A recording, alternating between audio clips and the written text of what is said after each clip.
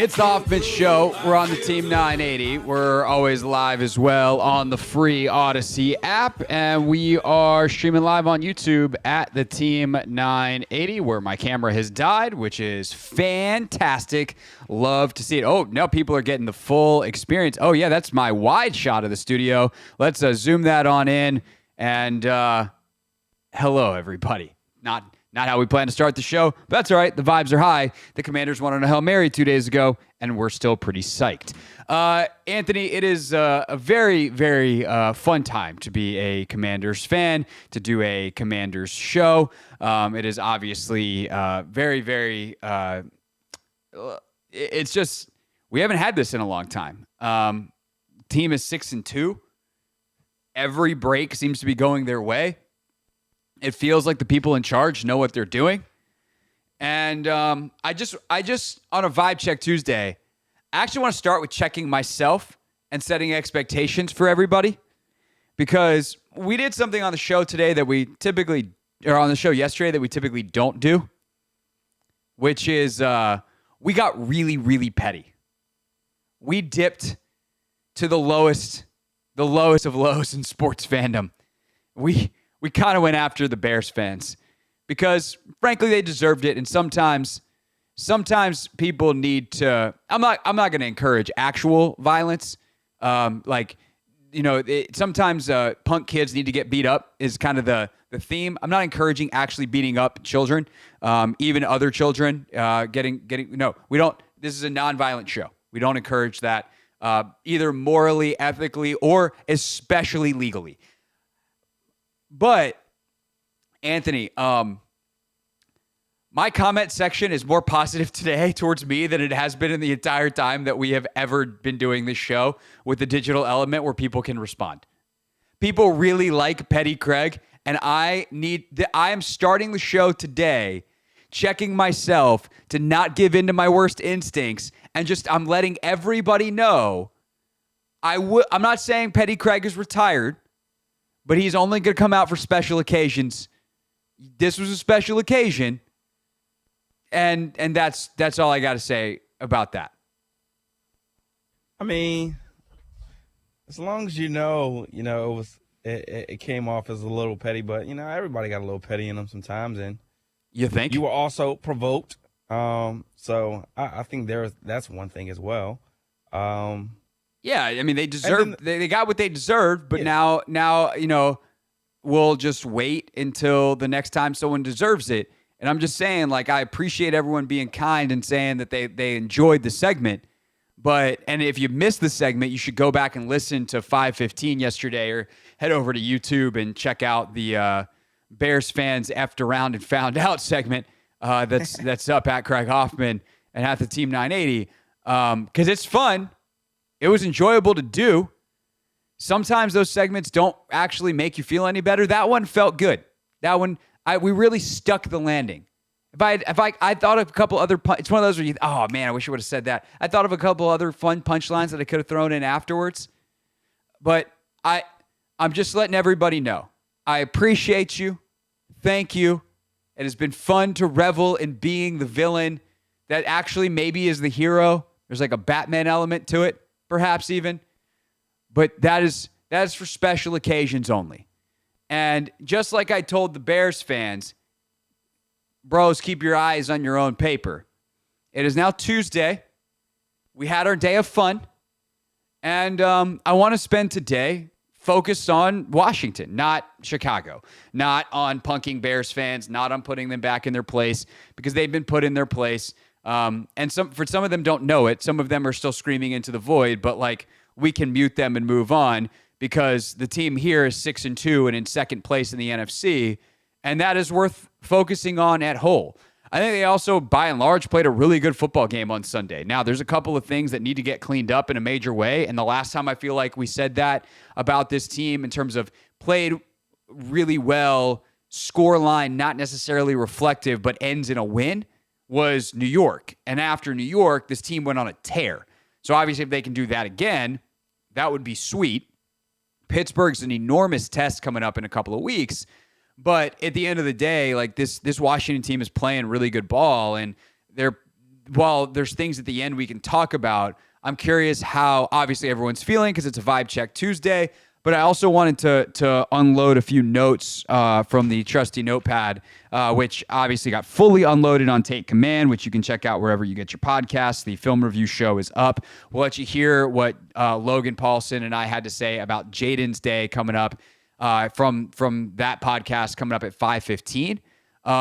But I really, after watching this tape and getting into it a little bit and going back and saying like, okay, it felt like Washington was in control for this game. It felt like they played better and then some wacky stuff happened. Man, like they beat the crap out of the Bears for 3.5 quarters. It really was that. And the number, it's funny because I think sometimes you can look at teams, Anthony, and you go, well, a couple plays here, a couple mistakes there, a couple of this, a couple of that. And it's like, well, couldn't you say that about the other team? The thing is about Chicago is they made a bunch of mistakes that were characteristic to who they've been. Like, if you make Chicago sustain a drive, they will pick up a dumb penalty. That's who they've been. Washington is not that team. Washington has at times been a team that can't avoid that stuff in the red zone, and that was who they were. They were the worst version of themselves in that way. But Chicago just, I mean, there was a situation. Let's see if I have the timestamp real quick. Let's see if I can find it. Hold on. Scrolling through the paper notes, which come with sound effects. I can't find it. Here it is. Late third quarter, about 3:30-ish probably to go. They have a 3rd and 2, Anthony. They convert on that 3rd and 2. It's a comeback. It's a sick throw by Caleb. It's a great catch by DJ Moore. St. Juice is all over him in coverage. And, BSJ, it's like classic BSJ. Like, buddy, you're there. We need you to somehow make a play. But this was A+ work by Caleb and by DJ Moore. And, like, literally there is contact and a swipe of the ball, and DJ Moore just catches it. Doesn't matter because Darnell Wright, the right tackle, their second-year guy, who was a 9th overall pick last year, he lined up offsides. So illegal formation, boop, boop, boop, back it up, 3rd and 7. What follows that? False start. Boop, boop, boop. So you have a 3rd and 2 that you converted that you've turned into a 3rd and 12. On 3rd and 12, he misses Keenan Allen on a corner route. Caleb does punt. And that's who Chicago is. If you make Chicago sustain drives, then they will shoot themselves in the foot.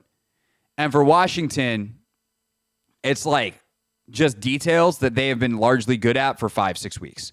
Stuff that was bad against New York. They cleaned up.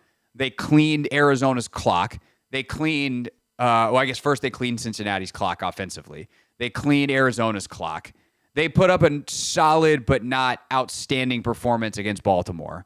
And then we know what's happened since.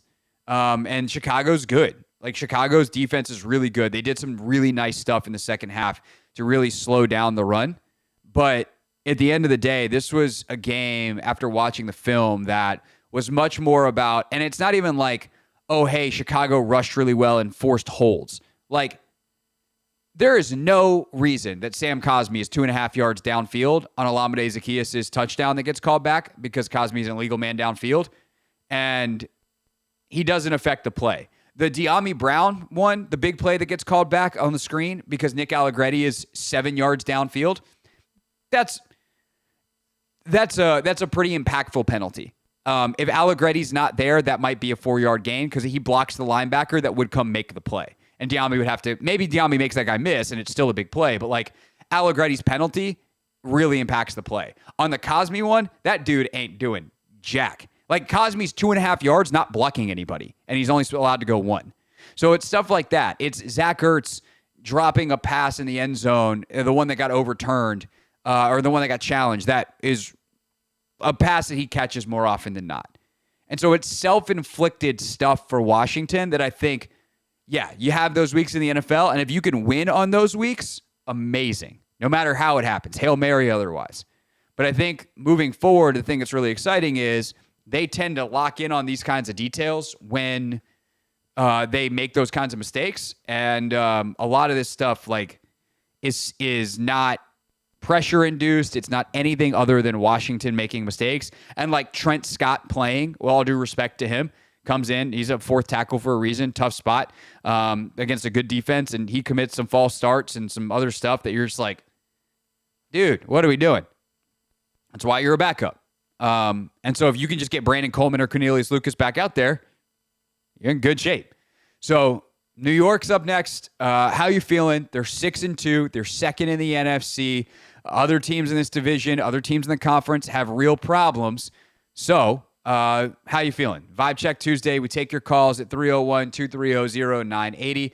That is next. And then also coming up at 6 o'clock today, are the Commanders going to graduate out of puncher's chance in our NFL tier rankings up into prime contenders? 6 o'clock tonight. We answer that for you here on the Team 980.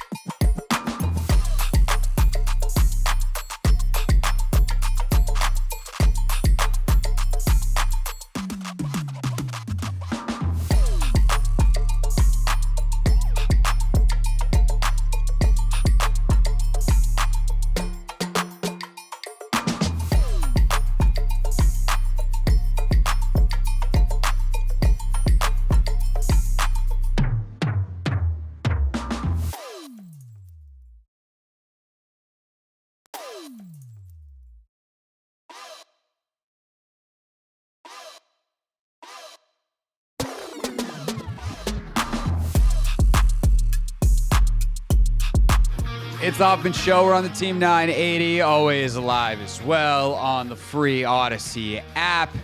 We're streaming live on YouTube at the Team 980 as well on a Vibe Check Tuesday. I feel like I'm ready for kickoff, Anthony. So we never play that as a rejoin. I'm not anti. I'm just like, wow, I'm like fired up. I can hit someone right now. Exactly. That's how I'm feeling on this fine Tuesday, Craig. That's your vibe? Your vibe is I could run through a wall? I think so. Nice. I'm still that pumped from Sunday. Emotionally, I'm there. Physically, I'm a little tired. Hit a hard workout a little bit earlier today. I was running fast, biking hard, and now I'm tired. We getting to it. Yeah. Hey, this half marathon ain't gonna run itself. We got less than 3 weeks to go till we're in it. But anyway, that's not what we're talking about right now. We're talking about how you feel about the second place in the NFC, Washington Commanders. 301-230-0980 is the phone number. 301-230-0980. And we simply ask, what's your vibe on this Vibe Check Tuesday? And we start things off with Zachary in Richmond. Zachary, how are we feeling on a Vibe Check Tuesday about the Commanders? What's up, Craig, man? I'm feeling amazing, man. I was at the game, section 138, row 8. Man, going crazy when that Hail Mary dropped, man. That was one of the best moments of my life. After sitting through last year, only having one home game, man, this has been the best season that I've ever witnessed as a Commanders fan. Man, I was telling you, man, who screens the calls, man, this is the year. I know we all started, Craig, and you started, trust the process. Nobody saw us being this good, man. And we might not have the pieces that we have this year, next year. Bobby Wagner might retire. Other pieces might leave. We got a lot of people on one-year contracts. All we need is a solidified cornerback, man. Like if the playoffs started today, Craig, we would have 2 home games in the playoffs. You can't have that opportunity and not, take advantage of it. We give away a second-round pick. Get that guy, cornerback Ward from the Browns. Bring him in. St. Juice is not our problem. He just is playing out of place. We need him to be our second cornerback, move Sam Steele to the nickel, which we drafted him for. And, man, let's run the table, man. There's nobody in the NFC that can definitively stop us unless we beat ourselves. If the Lions have to beat us, let them beat us in the NFC Championship. But I'm feeling great, Craig. I just want us to get us cornerback. Zachary, I hear you, man. I really honestly go back and forth on how aggressive I would like Adam Peters to be. What I want doesn't matter. What is the best thing for the franchise? Like, what is the best thing for the team this year and in the long term? And Team 980, who's the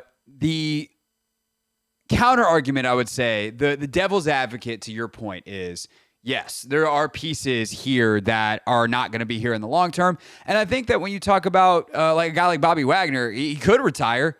I don't think Bobby Wagner is going to want to go anywhere. Like, these dudes are having fun. This is a great place to be. They want to play for Dan. They want to play. I mean, listen to Micah Parsons and Trayvon Diggs on Micah's podcast talking about how much they love Dan Quinn. Like, those guys miss him down there. So guys are going to want to be here. And Adam Peters is really good at finding guys, and he's got a ton of cap space and a ton of draft capital. And so there is a part of me that goes, this is, in the first couple of years here, the worst roster they're going to have. In theory. Right? Like, yeah, Craig, but you got to talk about the injuries, man. Like, look at Tampa this year. They had a great team. Then injuries hit, and now you're decimated. Like, we can't always think about, next year. Of course. In the NFL, it's not for long, man. And when you got that time to really, I'm not saying blow up the team. I'm just saying give up 1 second-round pick to get a solidified cornerback. And, like, I'm not saying blow it up. I'm just saying just give up 1 pick to get a solidified quarterback, and let's see what happens. Zachary, to be honest, I think I generally land where you do. Now, a second rounder's pretty rich, but if it's a guy like Denzel Ward, like, that's a long-term commitment. He's got a contract with multiple years left, so it's going to cost you more, but it's going to be worth it because you get multiple years of production. Zachary, thanks for the call, and I appreciate it. And I think I actually land where Zachary is, which is we're now far enough into this. We're 8 games into this, and Jaden's a bona fide MVP candidate. Like, I don't know that he's the definitive MVP. Like, Josh Allen's having a great year. Lamar's having an outstanding year. Even in their loss over the weekend, like, he was incredible. But, like, The Commanders, although they lost head-to-head, currently have a better record than the Ravens, which feels crazy. Obviously, Jared Goff, if you're the quarterback of arguably the best team in football, you're an MVP candidate. Jared Goff is having an outstanding year. His completion percentage is through the roof. I think that it's probably, I would take Jaden for sure. And I am also biased because I watch the all 22 of Jaden every single week. I don't watch any other quarterback with any kind of regularity like that. Lamar, watching him studying for the Ravens game was pretty intense. Like, that dude's ridiculous. But I think you can make a bona fide argument that Jaden is the MVP. If you're talking about most outstanding combined with value to team, which is really kind of what MVP winds up being, that B has a little bit of a O parentheses in it, and most valuable and outstanding.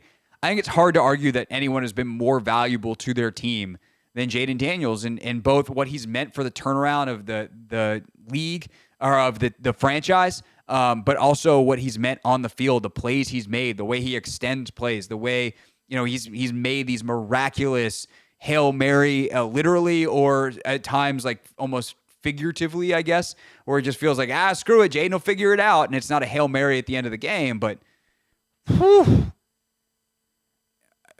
if you got a Hail Mary, if you got a MVP quarterback, you should be going for it. It's too hard in this league to win. And so I tend to think that like making a move over the next couple of weeks, and I believe the trade deadline is 2 weeks from today, a week from today. It's coming up. It's quick. It's in the next 2 weeks. I think that is absolutely something that Adam Peters is exploring for sure. And I think corner and or edge rusher are the positions that I would most be pursuing, potentially followed by wide receiver if you can get a real difference maker. But again, that depends on who's available, what their contract situation is. The good news is like they can take on any contract. It just has to be smart moving forward. And they've got a feel of kind of what the draft looks like, what the next year's free agency class looks like, and all that. And when they determine all of those values. 301-230-0980. Is it Tijan? Tijan online too? Do I have your name pronounced correctly? Tion, my bad. This is what happens when we write things down. Tion is I have to take a guess, and sometimes I'm wrong. Tion, appreciate you calling. What's your vibe on a Tuesday? First of all, Craig, I can't believe, you got my name wrong after, I'd be crushing your fantasy football. But, I let that slide. See, that's yeah. Hold on. Where are you at in the league standings? Hold on a second. What are you don't know? Anthony, do we know where Tion is in the league standings? Yeah, I'm like 4th or 5th. Okay. Tion, you tell me how you're feeling, and then I'll change depending on where I am in the standings after this weekend, I might change the vibe of your day. He's 5th. He's 5th? Where am I, Anthony? All right. We can just take care of this now. Anthony, where am I? Oh, well, technically you both are tied, but he scored more points than you, so he's higher than you. All right, well, salute, Tion. That's my bad. I'll own it based off fantasy football because that's how pronouncing names correctly works. That's not how it works, everybody. Everyone just say people's names right. All right, Tion, let's get back on track. Vibe Check Tuesday, where you at? Okay, well, sometimes that's how it goes. You got to correct the names when you correct the names. But, I'm going to let that slide. I appreciate it. No, for real, on Vibe Check, on this Vibe Check, I purposely didn't call until the midway of the season because I wanted to see how everything progressed. I like the way where we are positioned at right now. I hear everybody saying we need to trade for this, we need to trade for that. And I've been actually having this conversation with my brother about this. What I'm terrified of is that right now we have great chemistry in the locker room, and I don't want to trade for something and bring in something that could disrupt the chemistry.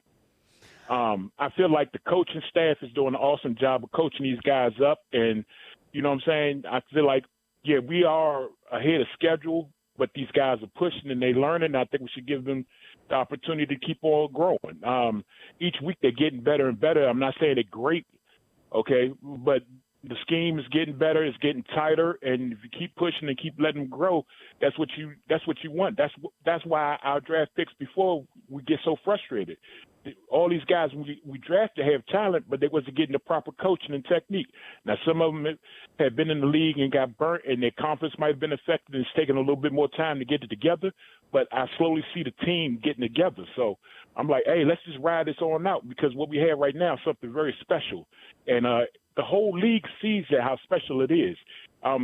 Teams are starting to imitate and try to copy the team spirit, but they can't copy a team spirit that's not genuine. And our team spirit is truly genuine. So I'm like, hey, let's let it ride. Yeah, Tion, I think it's a really great point. I got to let you run because we're up against the clock, but appreciate the call and best of luck for the rest of the fantasy football season. But it's why a guy like Deontay Johnson, who just got traded today from Carolina to Baltimore, was probably never in consideration here. He's a good player. He's really talented. You watch the tape, that dude is not giving it his all every snap. And I think I appreciate more what that looks like now than any year previous because, like, for instance, watching this tape of the Commanders and how their receivers run routes and then watching the Bears, and I'm not saying with 100% certainty that these Bears players don't play hard every snap. They don't have the most twitched up receiver group. Like Keenan Allen is super smooth as an athlete. He's not exactly a burner. DJ Moore is pretty twitched up, but it's a little bit different in the way he runs because he's not like a great route runner. But it doesn't look like they play offensively with the urgency that Washington does. And so if you're going to trade for someone, it's got to be someone that fits. And Adam Peters understands that. When they were in San Francisco, they traded for Christian McCaffrey because Christian McCaffrey was everything that they wanted. He was versatile. He could do multiple things, but he also plays hard as hell. He's a great dude in the locker room. Like they made moves in San Francisco, but they were with an intention. I mean, shoot, when they brought in Jimmy Garoppolo at quarterback, in part is because dudes loved playing for Jimmy / with Jimmy. Logan was there.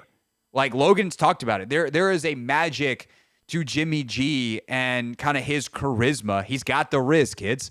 And that's just how he is. And so there is an understanding of that with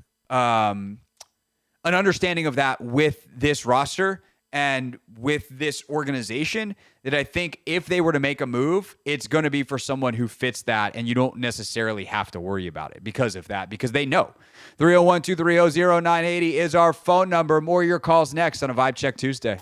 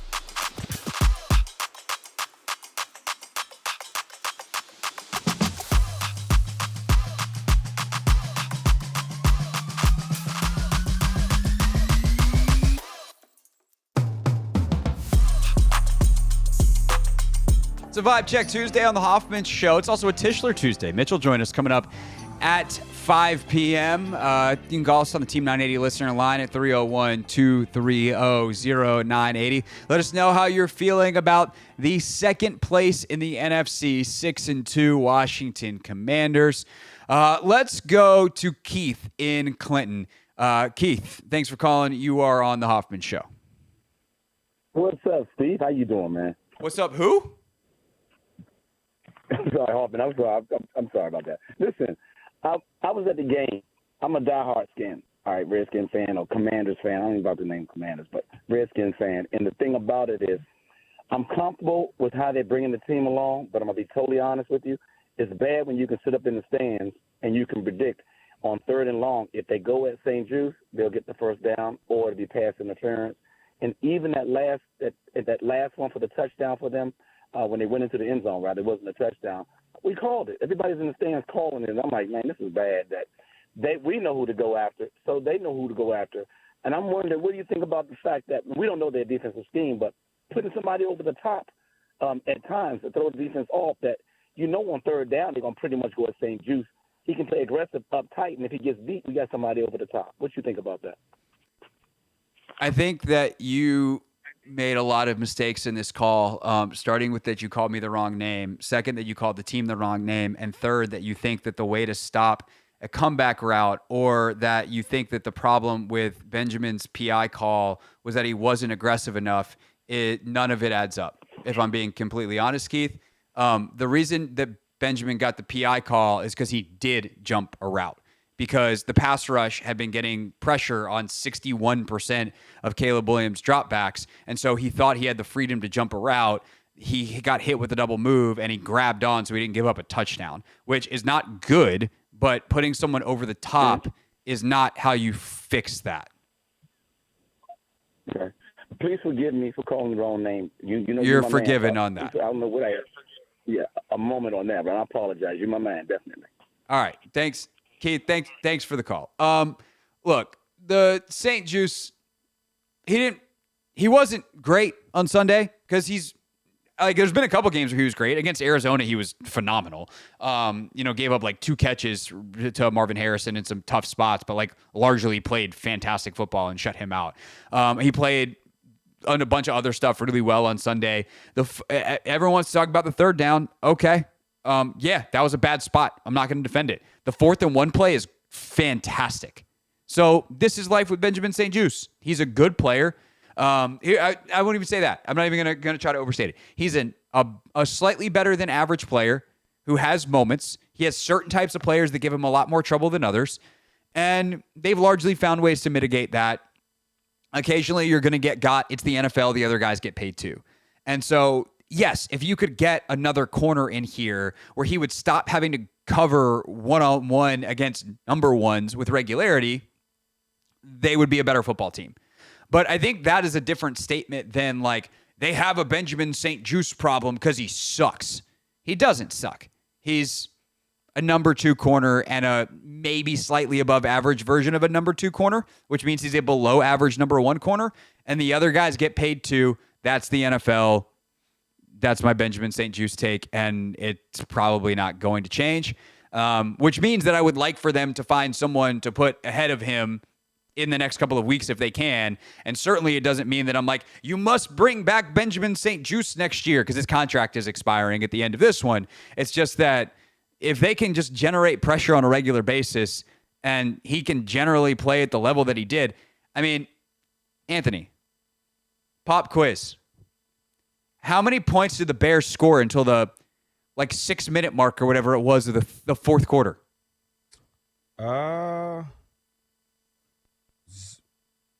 Yeah, you were about to say it? I think 0. Yeah, 0. How big of a problem can a dude be if they scored no points?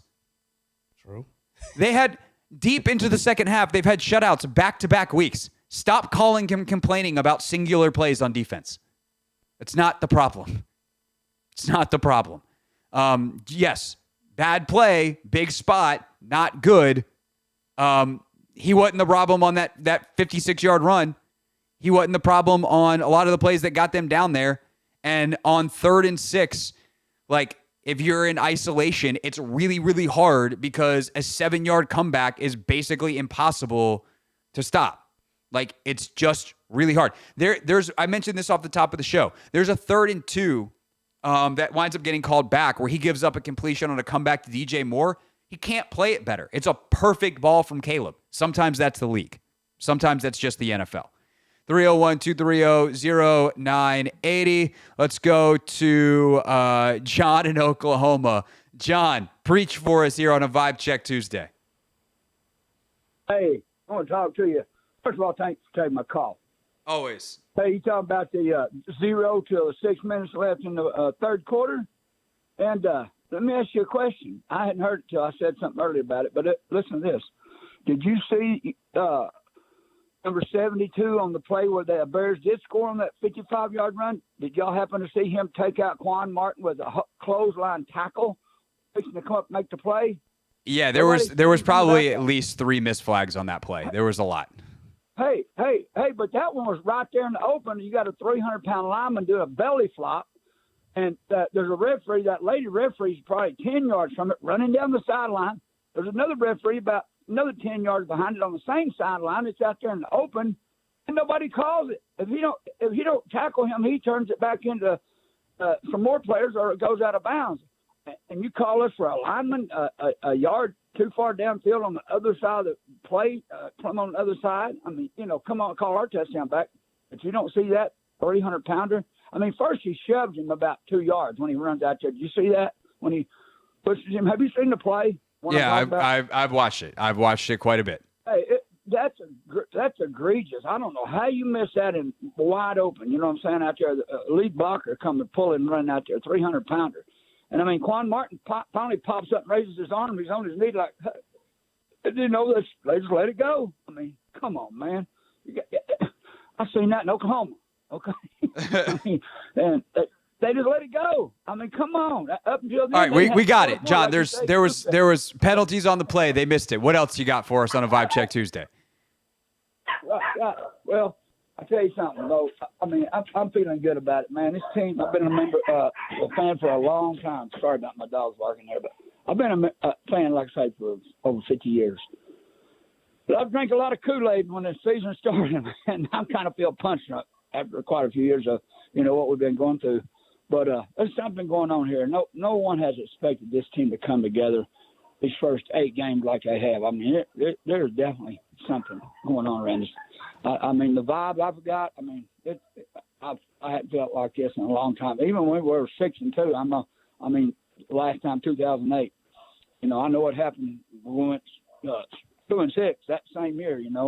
Was Zorn. But man, like I say, I've seen a lot of football. I've never seen nothing like that play the other day, that Hail Mary. And yeah, it was definitely special. All right, John, thanks for the call. Appreciate it. All right, when we get back, we will wrap up Vibe Check Tuesday here on the Hoffman Show.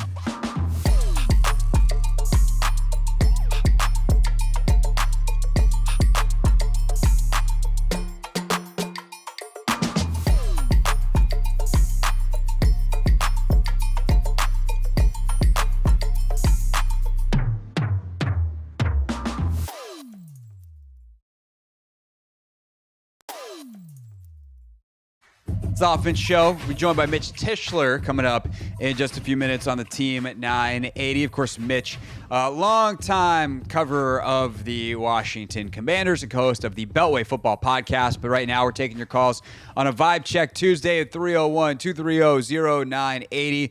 Let's go to Mark. Mark, how you feeling on this Vibe Check Tuesday with the Commanders sitting at 6-2, second in the NFC? Hi, Craig. I'm feeling amazing. I'm feeling excited. I'm at peace with the world, my karma, my vibe. Everything is going great. I'm good for the whole week. That's what kind of effect it has on me.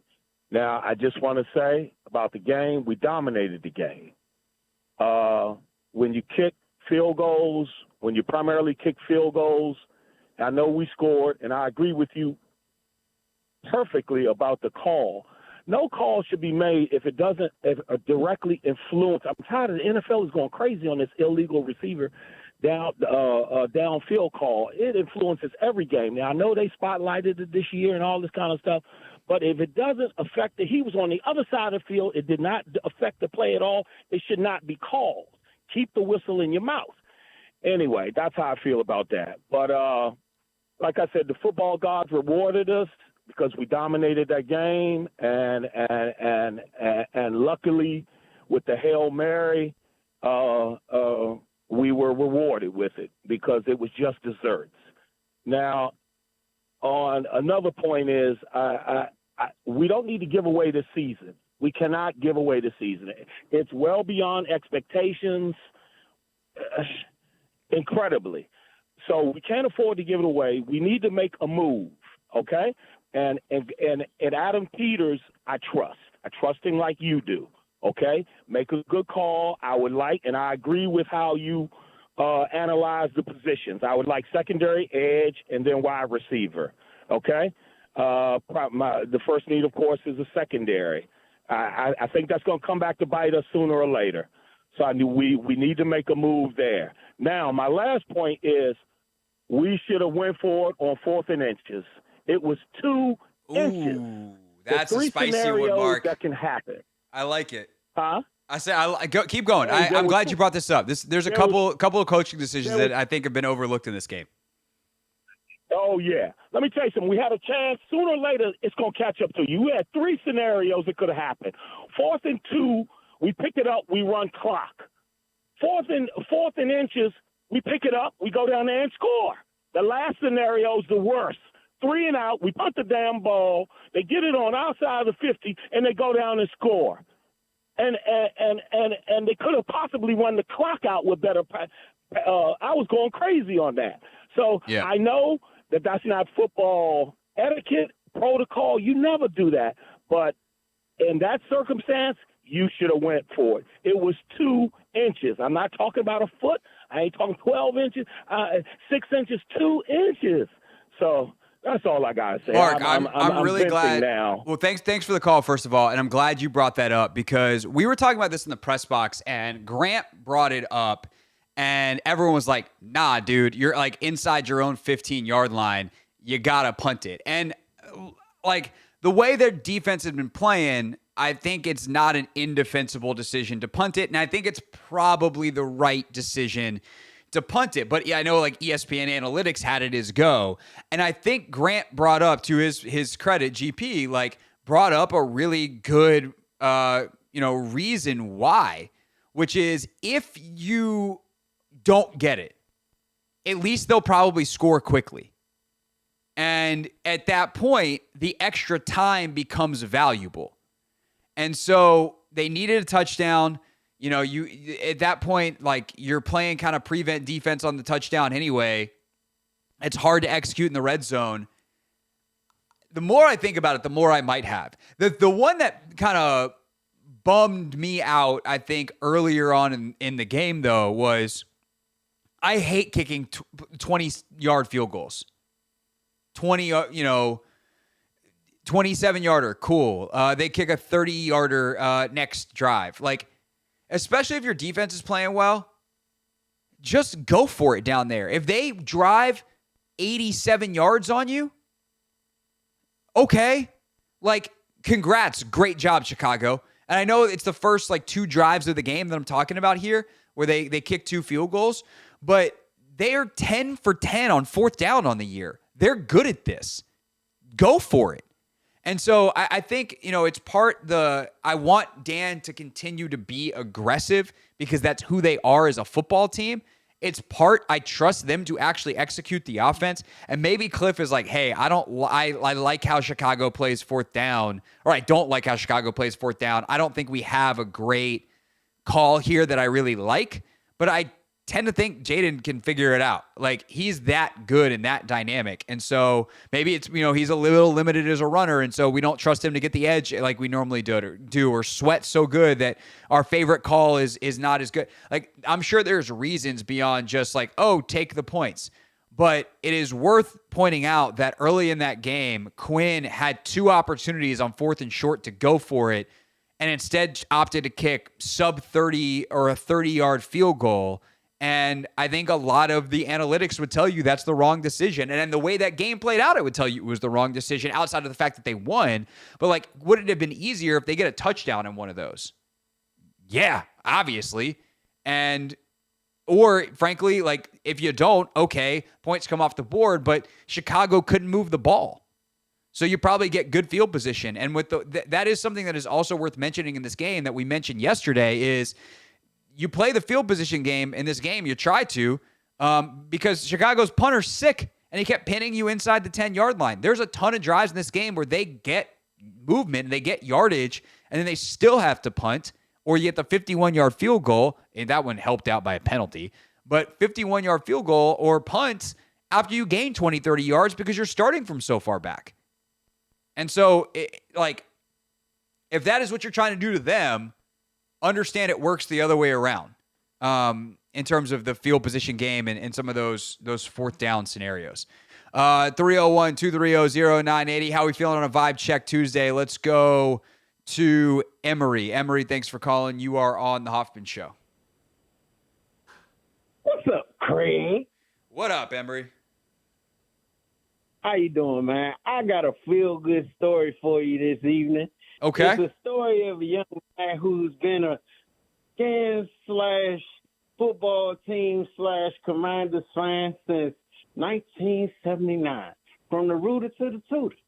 And so I've come into this understanding that the Scans, they're like a difficult woman.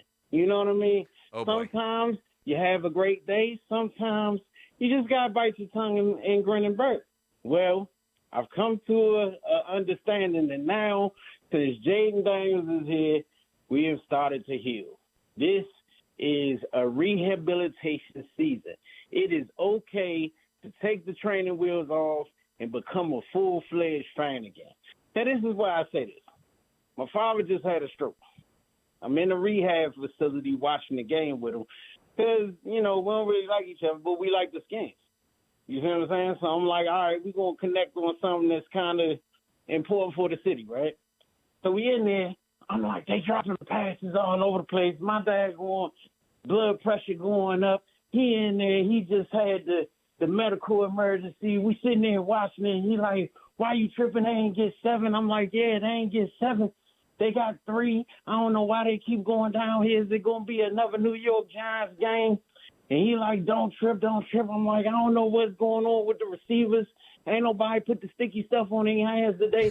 It was just being a real issue. So by the end, I'm like wired. I'm live. I'm like, can you believe y'all let him in there? You just got the fumble. I'm sitting there trying to put good juju. We're going to pull it out. Pop, we're going to pull it out.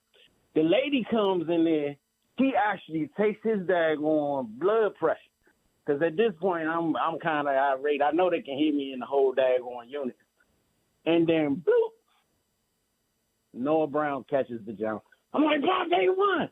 I'm probably the loudest person in the whole daggone rehab facility. Pop sitting there grinning, ain't got no teeth in his mouth. You know what I'm saying? It was a good thing. Like, at the end of the day, when it come down to it, this is having a big impact on the city. It's having a big impact on the fans. It's making fans be able to say, you know what, I can have pride in being a Commanders fan again. Listen, all y'all who left, come on back. You know what I'm saying? We got a hat for you. Hey, listen, let's just take the training wheels off and ride the wave because rehab pretty good these days. Hey, rehab therapy, it's good for you at the end of the day. Emory, that's a great story. Wishing your pops the best and appreciate the call, man. Thank you. Appreciate it, man. Have a good one. All right, that's Emory, everybody. Anthony, we're ending on that one. He said his teeth wasn't in his mouth. Smiling, got no teeth in his mouth. Oh, man. That's funny. That's good stuff. Hey, bringing people together, bringing families together. And, hey, if you find something to maybe Emory and his pops, they'll have some conversations about more than the Commanders. But that's a good place to start. And it's a lot better to start after Noah Brown caught that ball than it was before because there's a lot less anger in that conversation. That's good stuff. All right, it's the Hoffman Show. We're on the Team 980. We're always live as well on the free Odyssey app. When we get back, we'll be joined by our pal Mitch Tishler.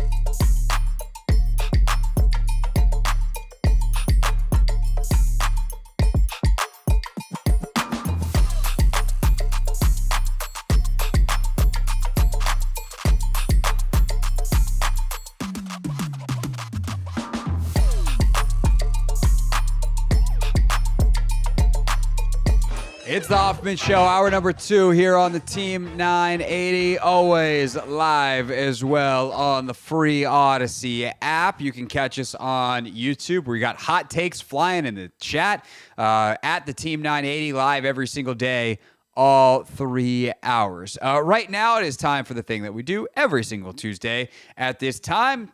Starts off with the introduction, a proper one. Not only the air horns that you already heard, but it is time for Not My Beat. Today's top story from the perspective of someone who's there. You are looking live. This just in, Not My Beat. Mitch Tishler joins us each and every Tuesday, co-host of the Beltway Football Podcast. Mitchell still riding high after Sunday's festivities? Yeah, I mean, it's hard not to when you sneak out a win the way that they did, and you're headed into a game against a division opponent at 6-2, the best you've been since 2008. You got to feel okay about yourself. So let's start off with your view of it. Yours was 5 seats down from mine. I just blacked out, so I don't. For all I know, like we may have high-fived, and I don't even remember what happened to you, around you, for you when you saw that Noah Brown caught the football. I mean, I've had a lot of people ask me. The press box is generally a pretty stoic atmosphere. They're kind of hardcore press rules. You don't cheer in the press box.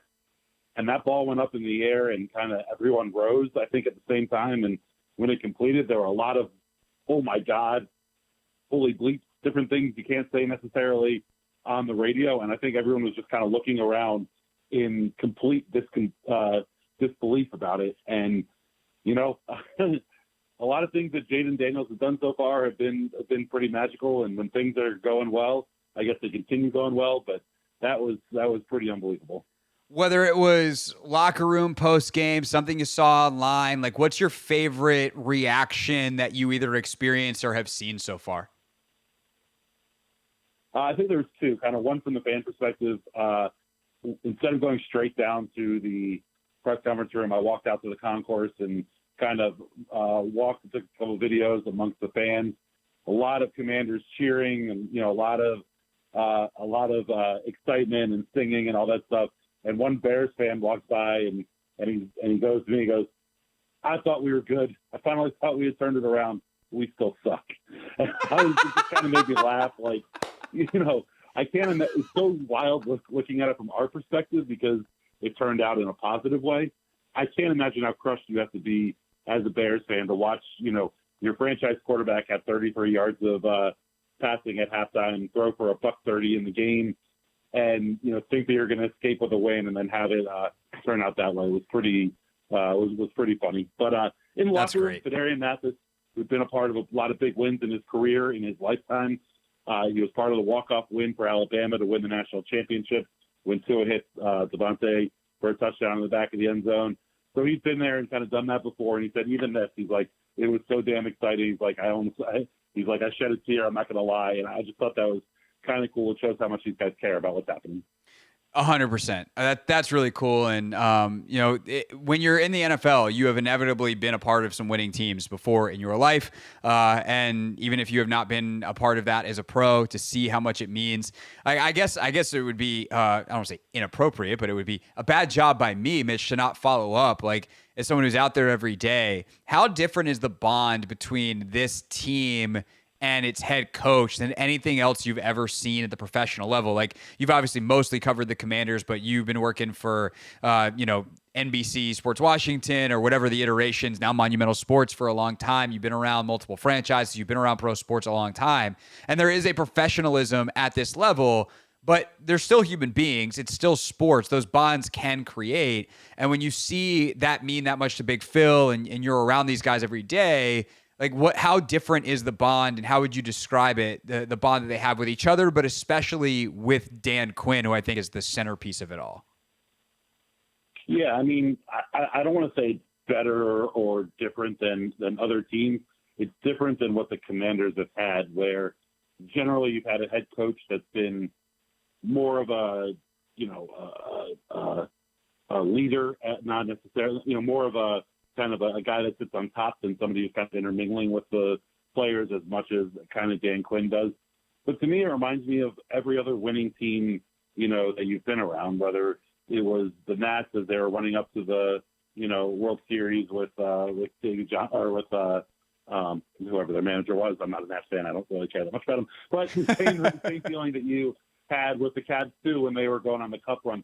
You're seeing an environment where it's not a leader and followers. It's kind of everybody, working together and being a part of it. And I love, the sideline reaction that NFL Network had.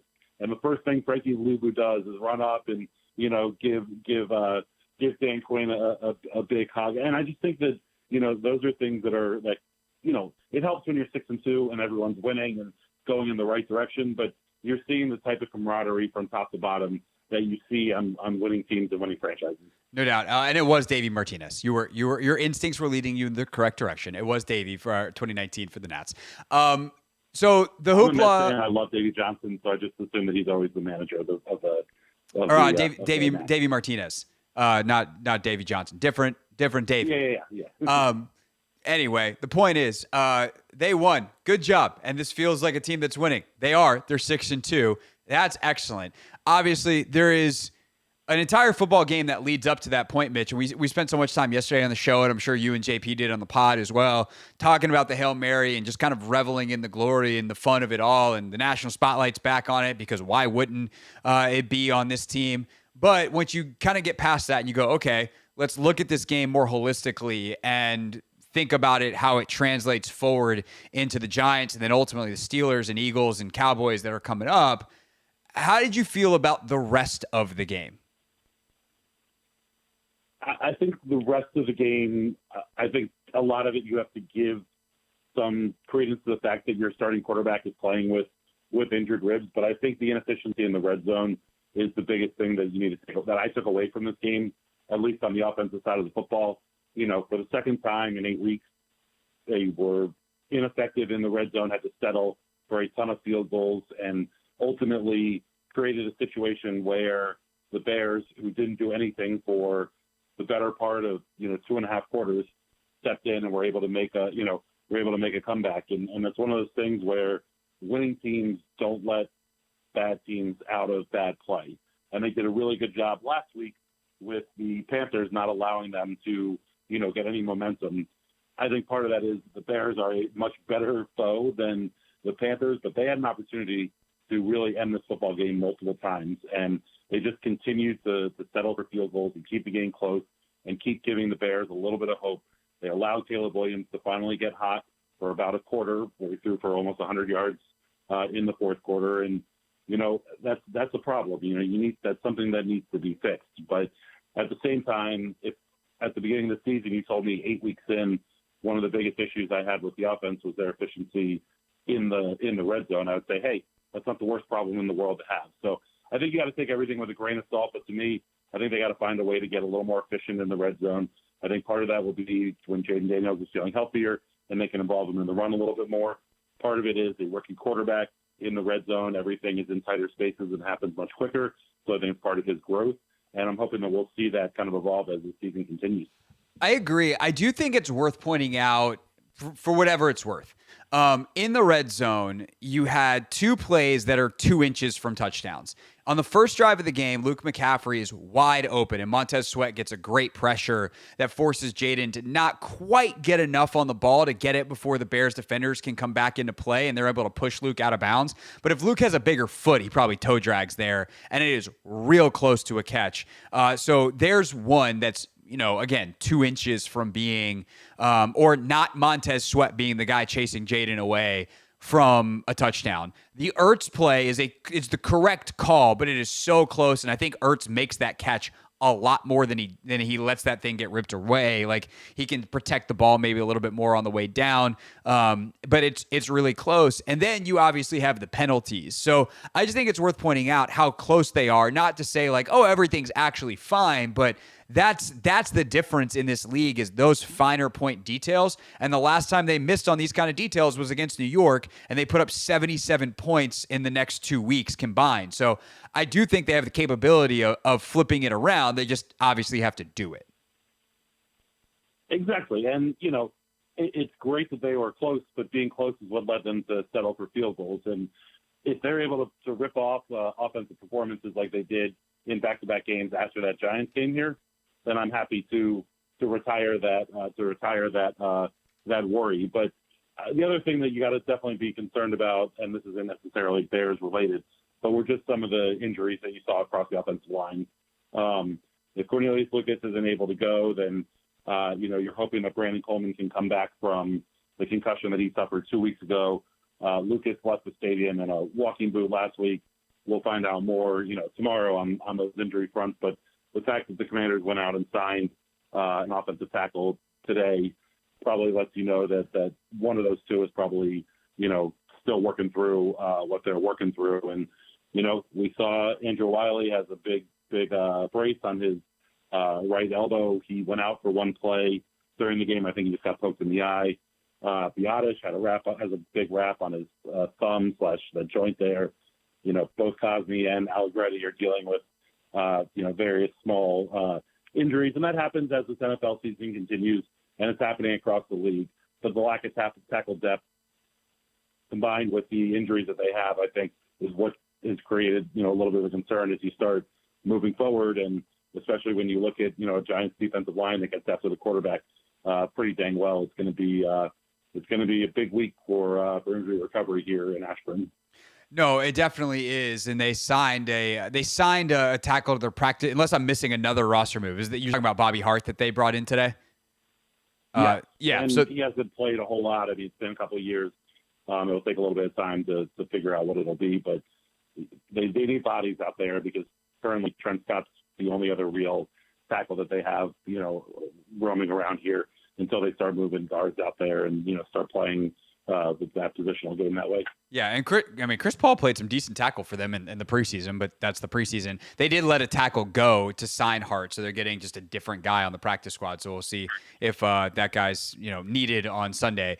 Mitch Tishler with us, course co-host of the Beltway Football Podcast. Real quick, one more thing in the red zone, because we talked about this with some callers in the first hour, and I didn't get a chance to obviously talk about this yesterday, and I actually forgot to bring it up with Logan on Take Command this morning. So I will see what you think about this, Mitch. There's 3 fourth down decisions of the game that I think, at the very least, are worth discussing.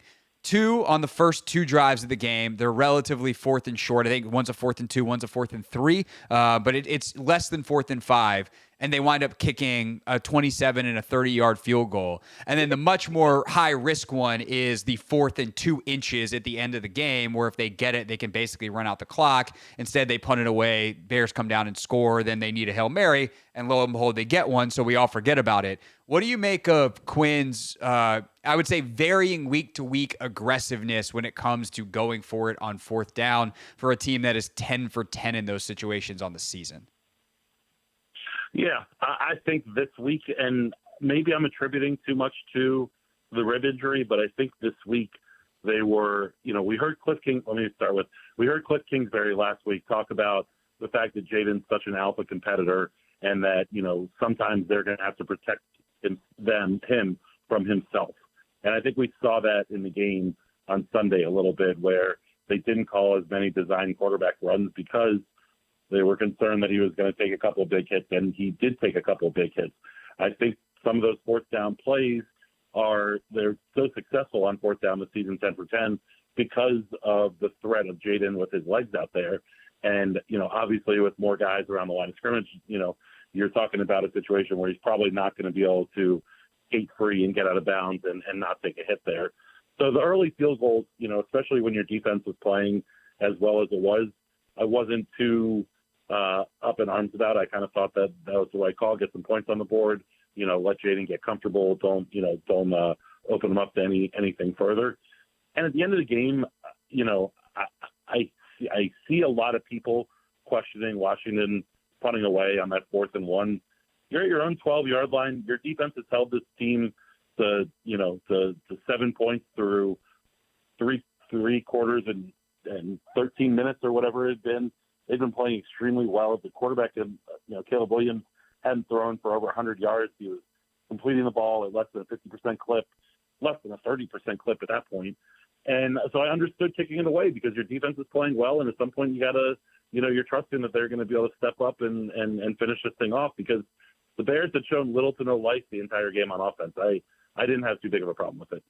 Yeah, I don't have a huge problem with it. I did think, I know Grant was making this point in the press box that, like, if you go for it and you don't get it and then they score, at least they score quickly as opposed to you punt it away. You're automatically not getting it. And if they score, you have less time on the clock. Obviously, it's harder for them to score, and at least it should be. It wasn't. They went hot knife through butter because that defense was exhausted. But I do think that it's at least a discussion, and I do wonder they have a ton of analytics. They've got really smart people in that department now. And Dan's obviously got a feel for kind of how his units are playing. And I certainly don't think it's indefensible. I have a bigger problem with the ones early. I just kind of think that kicking 30-yard field goals is not a thing we should be doing in 2024 in the NFL. We have enough win probability data to know that you're more likely to win the football game if you go for it, because the downside is they have to drive 80 yards on you. Or 90 yards on you, and that's really hard to do in the NFL. So those are, to me, Mitch, the kind of bigger talking point is not necessarily the finer details, but how it seems like game to game, Dan's aggressiveness meter ratchets up or down, and at some level depending on the opponent, which I think is ultimately good. But I do wonder how much the rib had to do with it, back to your original point. I agree, and I think that's what I like about Dan Quinn and his aggressiveness. Like you think about like other super aggressive coaches across the league, and I think Brandon Staley's the guy that sticks out the most, the head coach of the Chargers the past couple of years before they got rid of him. He was this ultra aggressive guy, and it was pedal to the metal no matter what, and it ultimately hurt his team more than it helped it.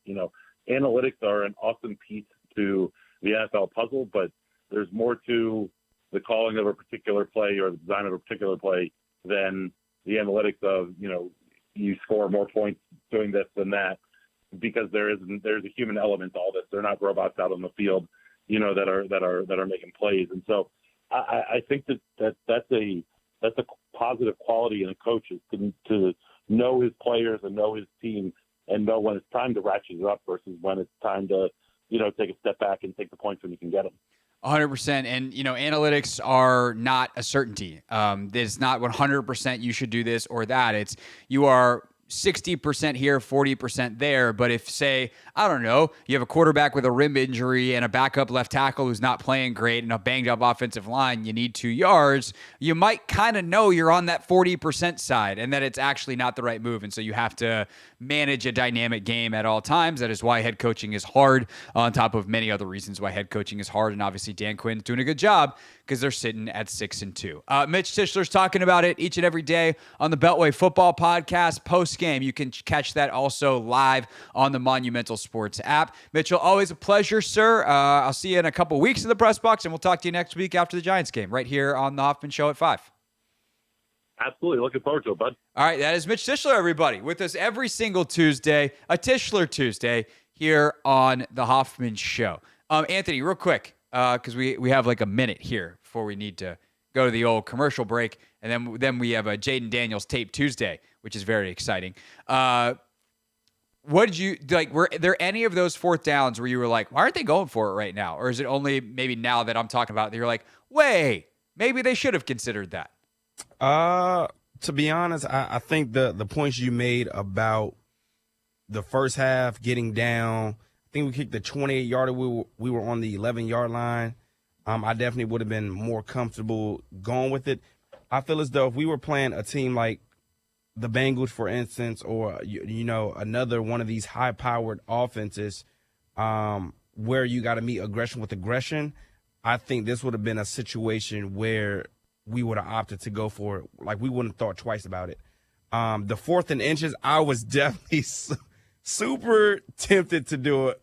But I did understand we are inside of our own, I guess, 15, 20, or 30, or whatever it was. And there would have been a lot of pressure on the defense. But the thought crossed my mind. I don't think I would have pulled the trigger. I definitely would have been more comfortable going for it early in the game when we were inside the red zone on the other side. So just to be clear on the details here, the first one, and by the way, if anybody over in Ashburn is listening, like, y'all know how to get my number. I'm open. Like, I actually would love to know what the conversation was on the headset are we going here? Because there's a million reasons why you don't do it. From our favorite play here involves Jaden running, and we don't want to expose him to the hit, and we don't think it's worth it. To we just don't think this is going to be a very high-scoring game, and we think the points are valuable. And obviously, like, it works out in a way in the end. Not in a way. It works out in the end, period. They won the football game. But in terms of optimizing their chances to do so, I would love to know what Dan and Cliff and whoever else is involved in that decision are doing. If someone wants to tell me on the low over in Ashburn, y'all know how to get in contact with me. Someone give me a call on a commercial break. But Austin Seibert kicks a 27-yarder after they pass on a 4th and 2 at the Chicago 8. So if you don't get it, which presumably passing incompletion, or if it's running, it's, you maybe get a yard and then you don't get the second. So they're taking over inside their own 8-yard line. The second one is a little bit farther out. Seibert winds up hitting a 30-yarder because it was 3rd and 12 at the 12, or like 3rd and goal at the 12.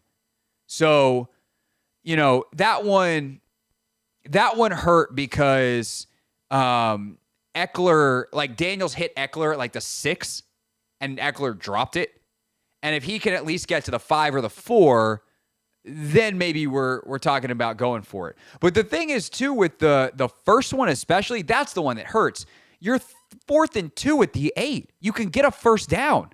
That's one of those, too, where I want to, I actually think in those situations, like, teams cover the first down so aggressively, you can not want to say steal a touchdown, but you can kind of steal a touchdown in that one. That's the one that I'm like, yeah, what are we doing? No, I agree. I wholeheartedly agree. But I definitely think it's going to be something to monitor. I think they pay attention to these kinds of things. I don't know. I love this comment in the YouTube chat from Aubrey. This isn't Madden. Kicking field goals and punting is smart football. Aubrey, 5 seconds later, I would have went for it on 4th and inches. Wow. Which one is it? Kicking and punting is smart football. I would have done dumb football. Great job, Aubrey. I think if we're playing the Lions, we go for it. I think if we're playing the Bengals, we go for it. You know who's definitely going for it? The Lions. Yes, they are. Dan Campbell's going for that son of a gun every single time. All right, it's the Hoffman Show. We're on the Team 980. We're always live as well on the free Odyssey app. And when we get back, Jaden Daniels Tape Tuesday. This dude put on a clinic on Sunday. It was even better than I thought after watching the tape. You'll hear me and Logan Paulson break it down next.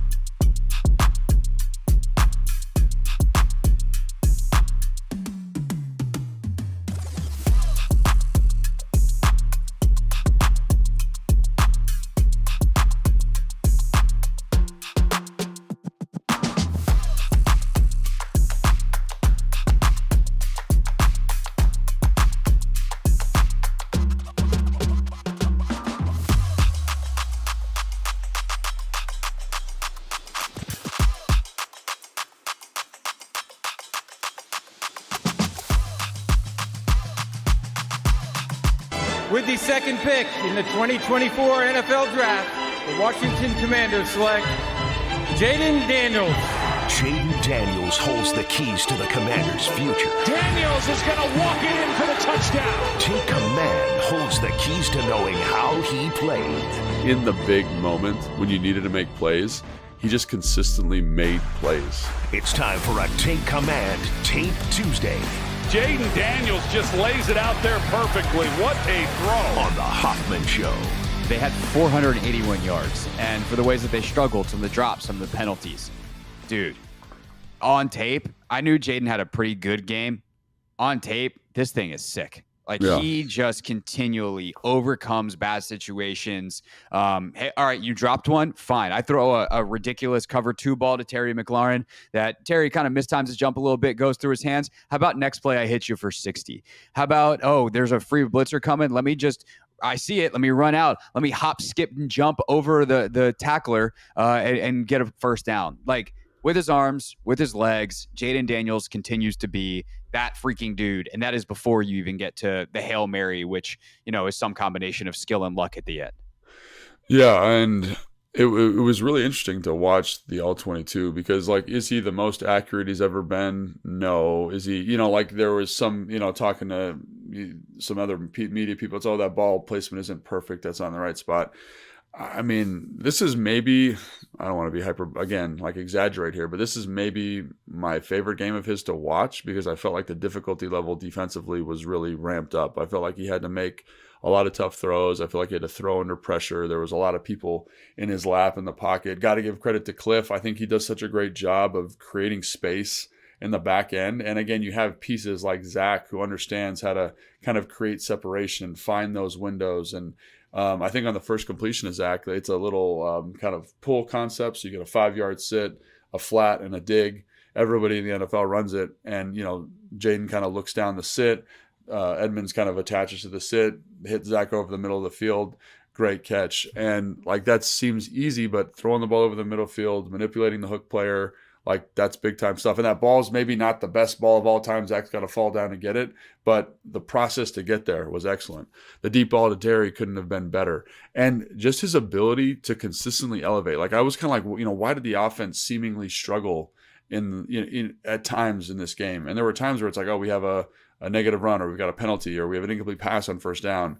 And then Jaden Daniels just puts on a Superman cape and scrambles for a first down. And he does that probably 3 times in the game. You mentioned the one where he kind of kicks out and does that craziness. That's a free runner off the nickel pressure like we just talked about.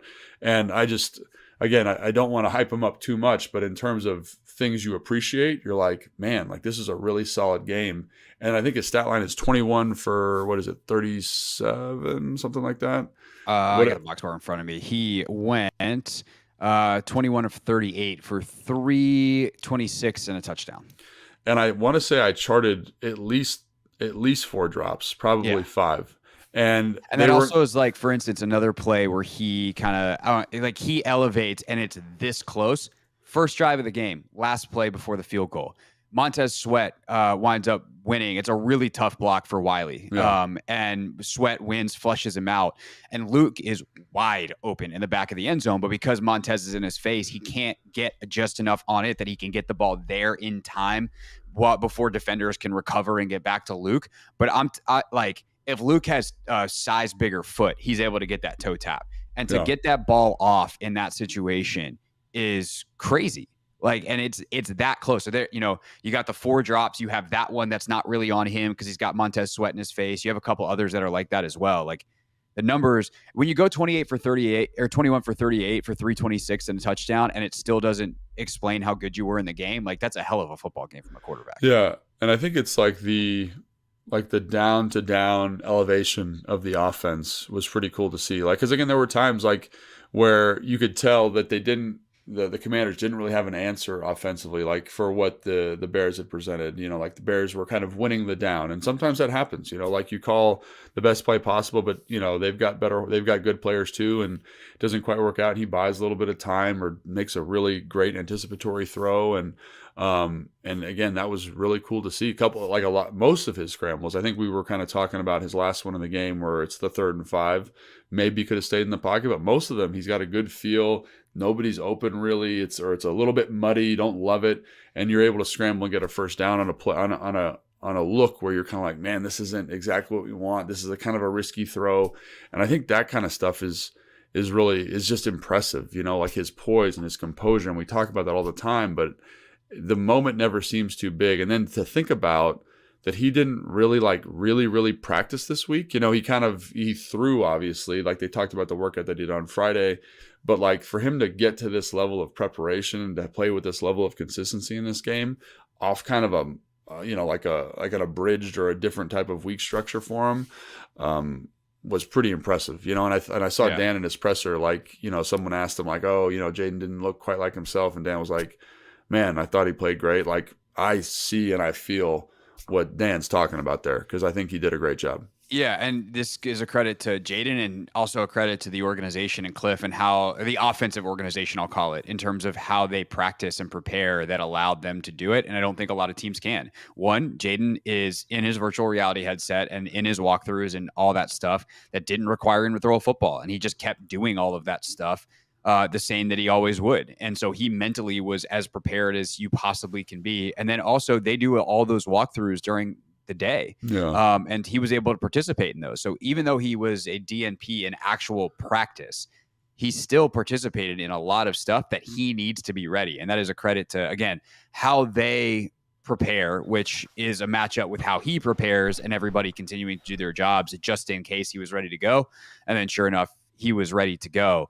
The other thing that stood out to me is some of the throws from an anticipation standpoint that he makes.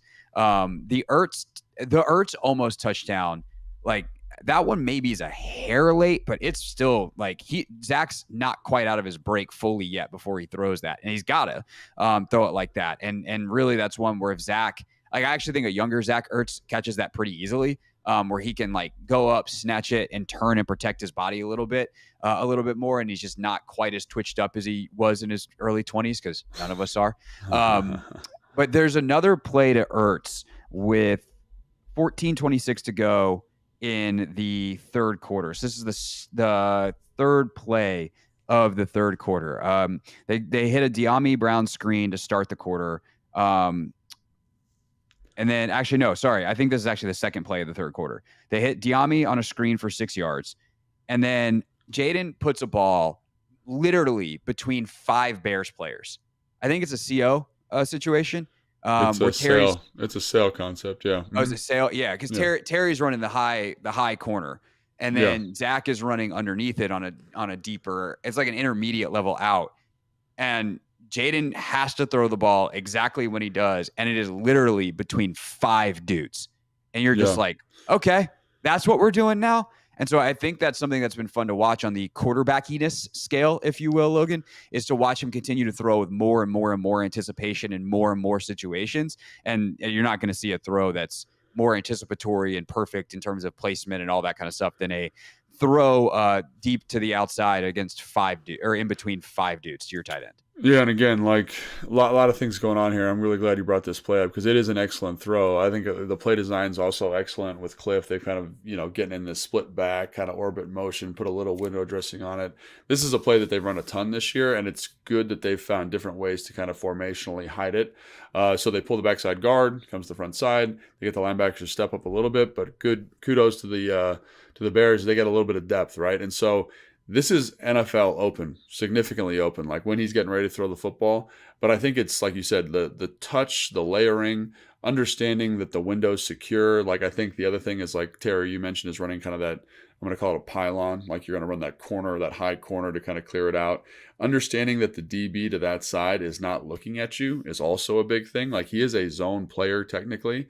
And so that's something that I really appreciate is he had a completion also earlier to Zach, and we'll get back to this play in a second, where there's a little bit of pressure. They're trying to take a play action shot, and the DB, I think, no, it's a linebacker, Edwards, is dropping to a spot, but he's running with his back to the ball, and Jaden throws the football to Zach kind of out and away. And if the linebacker was looking, it would have made an interception, but Zach's able to adjust to it and make the play. But understanding kind of what NFL open is, and thinking about him versus Tampa Bay and how he didn't really understand that yet. Like, oh, the DB's positioned like this, I can make this throw. And I think this is a really good example to your point of saying, oh, the DB, the corner is kind of, or the safety is kind of looking away, so that that's protecting the throw enough for me to get the ball there. I can layer this throw up and over this linebacker because of the ball fake, because of the guard pull. It's given me enough of a window. And then trusting Zach to like make a play. You know, it is open at the start, but it closes very quickly. And there was a lot of plays like that, you know, in this game where I thought, man, like that's just a really nice throw. He had to come back to Terry, same type of deal. He had a couple of those like in breaking routes over the middle of the field where he's throwing with good anticipation and gets the ball to him. So, yeah, man, like I know we don't want to gush about him too much, but like he did each week he seems to be getting better. And in a week where he didn't practice, it's also very cool to see him continue that improvement. Yeah, for sure. Other things that I really liked is just the intentionality of getting Terry the football in key situations. Even like to the point of at the end of the game, the play before the Hail Mary, it's like, which guy do we want to run the out? Our best player. Like there's some stuff of that with Cliff. And then also there's some big spots where I think Jaden's clearly looking for Terry. So Terry 5 for 125 in this game since week 2. Where the first 2 weeks, his numbers were not that great, struggled a little bit. I think Cliff was figuring out how Terry really should be getting the football. Since then, 6 games, he's had 98 yards or more in 4 of them.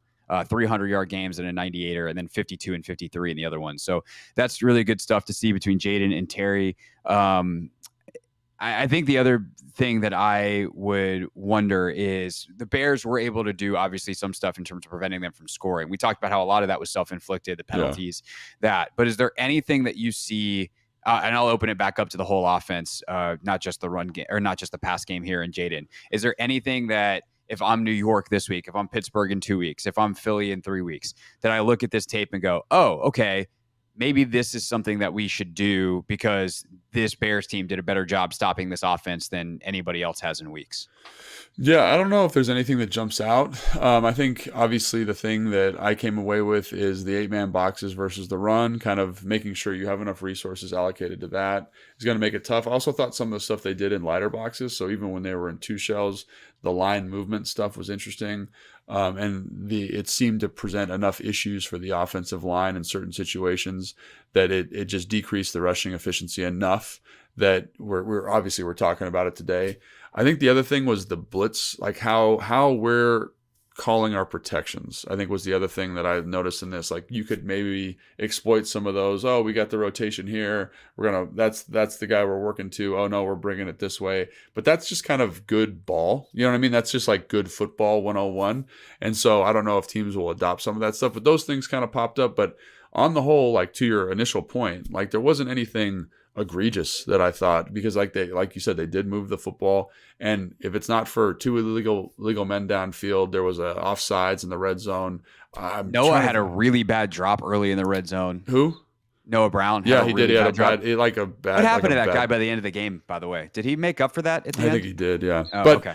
But I mean, those are 4 on 4 drives into the red zone or low red, where like we were in total control. And even the one to Zach Ertz, like that's a really tough catch. And I'm not like, this is not me saying, oh, Zach's got, Zach make the play. But like even that play, it's like those are legitimate 5 opportunities right there where we should be getting probably touchdowns. So as much as you want to give credit to the Bears, like if we make the plays or the offense makes the plays that they're supposed to make, I think we're probably okay. And again, if Jaden keeps elevating and the offense keeps elevating, because like Cliff again, we talk about Cliff a lot. He does such a good job of creating these opportunities for these athletes, and then Jaden does a great job of executing it. So the whole picture kind of works really well together. So to me, it just comes down to executing. And this isn't executing like, and I know in years past, I'm like, the offense has to execute better. It's like, it's well schemed, it's well designed. There are people open, there's space. We just got to hit some of these throws, hit on some of these opportunities, and not shoot ourselves in the foot. Yeah, no penalties and catch the football. Yeah. And like Jaden, twice more. Can you be more accurate? Like on a 38 throws where you were mostly accurate. I mean, that would be like, now we're getting back into Cincinnati, like 80-90% territory. You know what this game actually reminded me of, though, Logan, to wrap up here? This reminded me of the New York game the first time around. They won. They shot themselves in the foot and couldn't finish any drives. And the next what is this, 5 games that they went on, they scored 38 against Cincinnati, 42 against the Cardinals, 34 against the Browns, 23 against the Ravens, and then 40 against Carolina. So if this is the little bit of a wake-up call to like, hey, let's lock back in on some of the details, let's learn our lessons, to use Dan's language, then I look out New York, who, by the way, lost last night and benched Deonte Banks. So good times there. Things are going great for Big Blue. We'll see what they can do, because Trustway barely punted in that or was that game he didn't punt at all, or did he punt at all in that game? Yeah, back-to-back weeks he didn't punt. So good times. So we'll see how they correct all that stuff coming up against the Giants on Sunday. Want more from Craig and Logan? Subscribe now on the free Odyssey app or wherever you get your podcasts. More Hoffman Show next on the Team 980 and the free Odyssey app.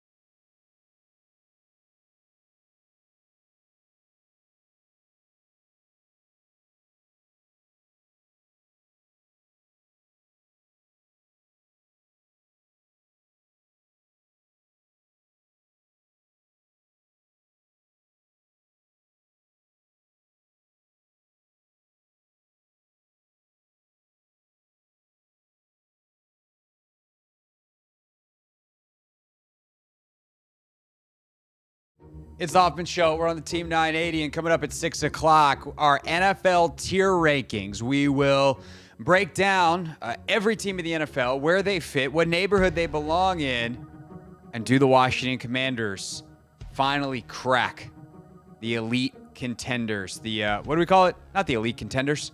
Prime contenders. That's it. Thank you, Anthony. It's just, my name's on the show, but we all know that it takes a lot more than me. It takes you. That's a lot more than me. Yeah, 2 is more than 1. Yeah. And the sum is greater than the whole of the parts. That's what we try for on this show. That's good math right there. That's good process. Teamwork makes the dream work. Any other analogies we want to throw out there? I think that's enough. Okay. Of the analogies. That's, again, look at you playing your part. Real quickly before we get to that, Anthony, how about them Zardos, baby? Yeah, Wizards on the board. They get a win last night over the Hawks. they were down big, then they were up big, and the Hawks came back late. And Bilal Coulibaly, man, the job he did defensively on Trae Young, 0 of 12 in the middle of that game. Young against Coulibaly, tremendous job. But I think my favorite part of this young Wizards season, Ant, is just how they're deploying everybody. I wasn't fully locked into this game, admittedly, because I was furiously watching back the All-22 to be ready for Take Command this morning, but I was kind of watching in the background. And, every time I look up, you're like, oh, that's an interesting lineup. Oh, that's an interesting lineup. Oh, look who's on the floor. It's guys like Keyshawn George playing big minutes. He played 22 minutes again last night, including closing this game as Kyle Kuzma went to the locker room late, still awaiting the word on him. Kyle, who got back in a much more aggressive mode last night, also shot it better from 3, 25 points before he exited the game. But it was interesting, too, like late in this game, they put the ball in Bilal's hands quite a bit. Eventually, they're like, okay, let's get the ball in Jordan's hands, and he hits a step-back 3 killer. But Kispert's playing really important minutes.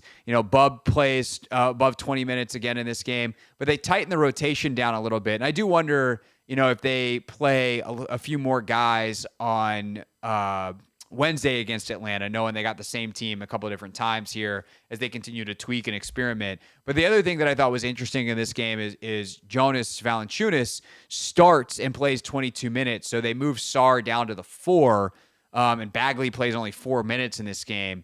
But it's interesting to watch how they're deploying, and whether it's a guy like Johnny Davis, who is a DNP coach's decision, Anthony Gill, who's been in and out some more and less over these first 3 games.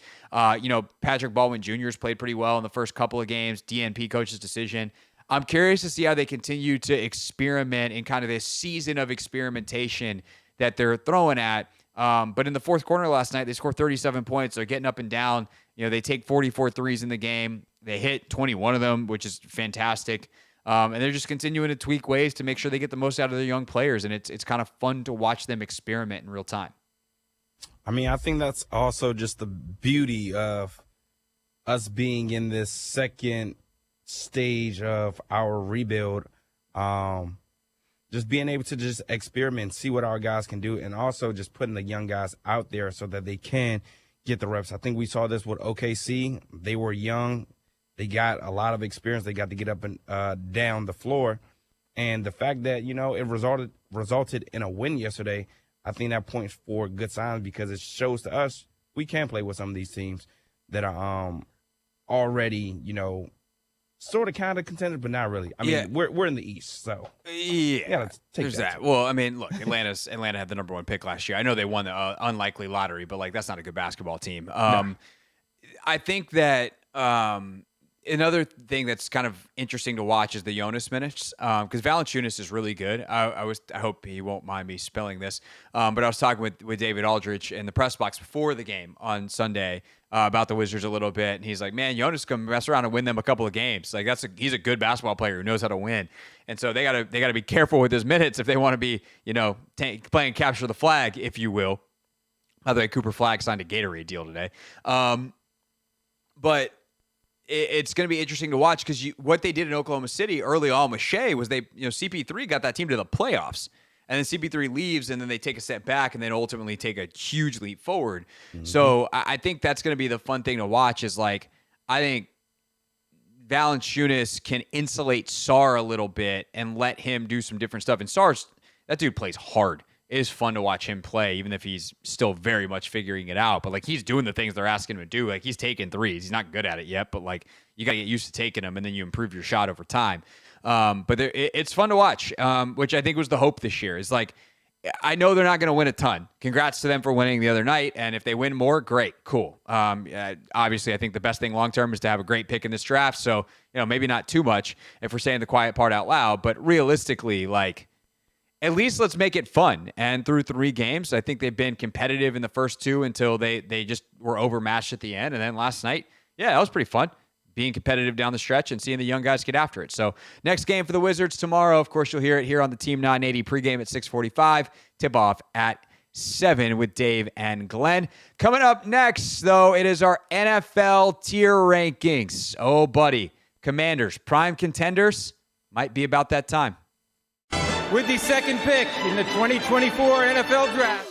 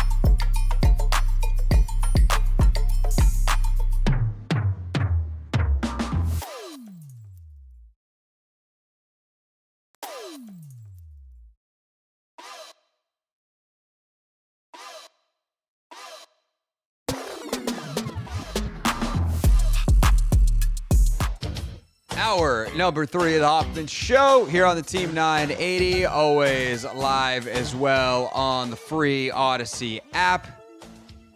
Always streaming live on YouTube as well at the Team 980. You can watch us live every single day there. Of course, if you miss any part of the show, you can rewind on that. You can rewind on the Odyssey app, or you can check out the Hoffman Show podcast, available, wherever you get yours. Right now, it is time for our NFL tier rankings because, well, that's what we do on Tuesdays, 6 p.m. Every single Tuesday, we rank every single team in the NFL, and we do it not power ranking style because that's, frankly, a bit silly. It's kind of hard to do. There's just too many teams, and it's like, oh, is Team X really better than Team Y? And you wind up doing some of that silly nonsense. So Anthony and I created 4 categories: prime contenders, puncher's chance, interesting but not quite good enough, and no chance in hell, which is to say the prime contenders you would have to be not surprised to see in the Super Bowl. Puncher's chance, hey, we're not surprised to see them make the playoffs, but probably not going to do damage there, but maybe. Interesting, but not quite good enough. Max out at a wild card team, but you're definitely not doing anything beyond that. And then no chance in hell, that team ain't sniffing the playoffs. That team, no, absolutely no. Poops, Phil. Thumbs down. Any questions, Anthony? No, sir. I'd hope not. This is the 3rd year we've been doing this. Yeah. Okay, it is time.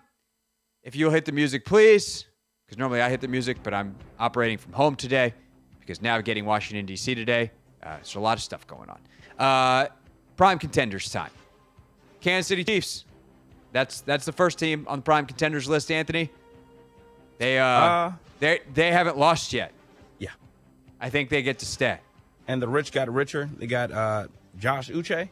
Yeah. Defensive end. You see Belichick. Of course, this is one of Belichick's guys. He's coached him in New England last year. He's like, I don't think the Chiefs gave up anything. Belichick is just crushing the Patriots for everything they do right now. Yeah, he's everything. He's a salty man. I don't blame him. And it's also easy to punch the Patriots right now because they ain't gonna punch back. So yeah, the rich get richer. They're figuring out ways to win, even though they got dudes going down to injury and all this kind of stuff. Mahomes ain't even playing like amazing football, but always does enough. Their defense is sick. Chiefs 7-0. They're a prime contender. We got a team that's lost. That's next. The Baltimore Ravens lost to the Cleveland Browns. Yeah, that loss. They lost a division game on the road. Yes, they did. And it was an emotional day in Cleveland. Like, I would be no less surprised if the Ravens made the Super Bowl today than I would last Friday based off how this weekend went. Now, if something else goes wrong, okay. They also added someone today, Deontay Johnson, so they got another receiver. Like, the Ravens are still great. They might be the best team in football still. Like, is there a team that you are more scared of any given week than the Baltimore Ravens? No. That's incorrect. The Detroit Lions are absolute murderers right now. But the Baltimore Ravens, even, like, who would you pick in a Lions-Ravens game? That's a fun one. The Ravens. I think it would depend on who's home. I'd pick the home team. Okay. That's a 3-point spread depending on who the home team. That's an even line on neutral field. Considering the Ravens literally dropped like 5 interceptions against the Browns. Yeah. I mean, you got to make the play. You're right. You do? I'm just saying. Yeah, you know who makes plays all the time? The Lions. They put 52 points on the Titans. And I realize it's the Titans, but it's 52 points in the NFL. And that's the kind of performances offensively they're putting up on the regular. Yeah. All right. The Vikings and Packers were our last 2 teams in prime contenders. Oh, the Lions are in here too. They're not going anywhere. Okay, cool. Good Lions discussion. The Vikings and the Packers. Vikings have all of a sudden lost 2 in a row. One was to the Lions, and they got the Lions hangover. That has been a thing. You play the Lions, you lose the next week. They also lost to a Rams team on Thursday Night Football that got Puka and Cooper Kupp back. Mm-hmm. Do we believe any less in the Vikings now that they are 5-2, I believe, compared to where we were earlier in the season? I don't think their defense is as feared as previously thought. I think we give them a week. I think we give those guys a week, allow the defense to rebound. They have the Colts actually on Sunday Night Football.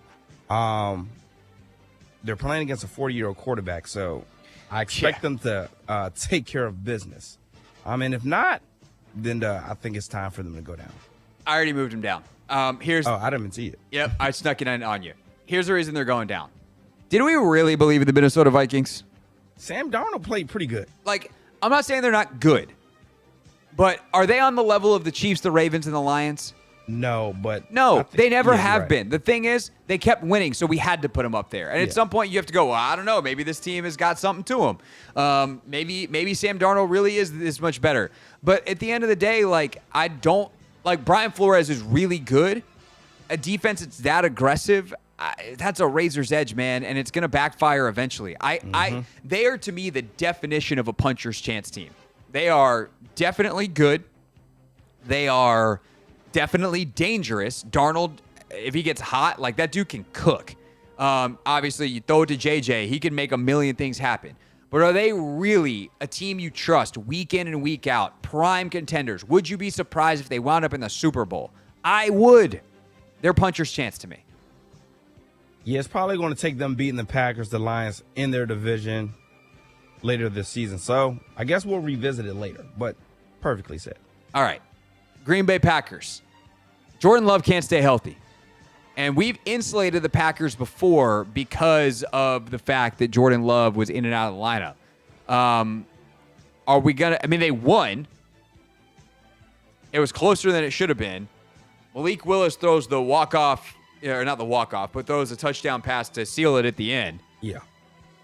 How do we feel about the Packers? This is the one I'm a little bit washier on. Because I think I believe in them more long-term, but I don't know that they belong up here. Maybe not at this juncture. Maybe when, because I don't know if he'll be out or not. We don't know, but he's not playing good ball. And it was okay, Jordan Love's out. Okay, Jordan Love's back, but he's rusty. Eventually we just got to go. Jordan Love is not having the season that he had last year. Dude can't stop throwing Craig, they're winning. I know, the same but reason for the Chiefs. It's this is why we have the definitions. Prime contenders. How many teams? There are teams that we have not mentioned yet that I would pick over the Packers this week. Okay. So let's do it. The Washington Commanders won on a Hail Mary.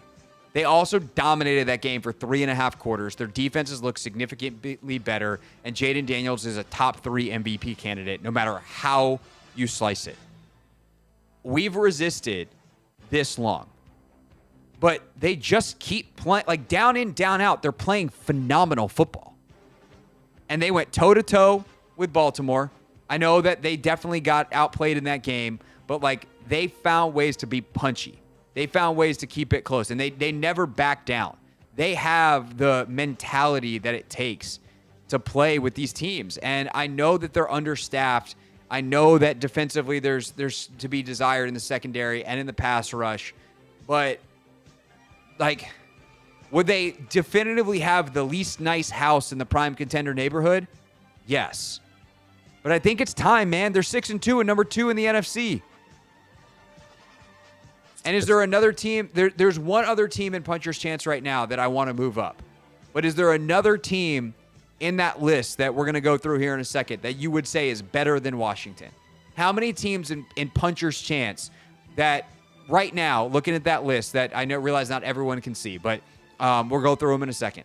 How many teams on a neutral field would you pick over Washington right now on that list? I can definitively say one. One, and it's the other team that we're going to move up, right? The Steelers? No. I'm moving this. I think the Steelers are a better team than the Commanders right now. But I know the team you're talking about. I really, really like the Steelers, though. Okay, you really like the Steelers. I would pick Washington on a neutral field. It's tough. And, maybe the version of the Commanders that finished the game on Sunday with Trent Scott at tackle, I'm not picking. That's a different story, right? Okay. But if their O-line is okay injury-wise, what? They're 6-2, man. What are we waiting for? The Steelers are too. Okay, well, maybe we need to talk about the Steelers too. Okay. All right, that's fair. The other team gets to go up automatically. I agree, though. I do think it is time to move the Commanders up. To answer your question, because that was the ultimate question. Yes. So the Commanders are up. We'll see how they respond against New York this weekend. We'll see what they do. Maybe that Pittsburgh matchup in 2 weeks is hey, who gets to stay up game. But I think Washington, and also look, if we look at it through the definition of are we surprised in the Super Bowl, the Lions are then the only team that's up there. We're going to put one NFC team in prime contenders? Nah. What your path is matters to an extent. Yeah. It's because of how we've done these silly definitions. Just enforcing the rules. The other team that's automatically going up is the Buffalo Bills. I I talked about this a couple weeks ago. I think they were due for one of these Buffalo Bills heaters where they look like the best team in football for a month. They dismantled the Seattle Seahawks. They are for real, for real. They've already made some moves with getting Amari Cooper in. They could make more. The Bills, your prime contenders. Congratulations. Which leaves a conversation about the Pittsburgh Steelers next. We'll get into that and see who goes up, who goes down in the rest of the league. But first, let's get an update on the latest in the world of women's sports presented by Wawa. Gotta have a Wawa.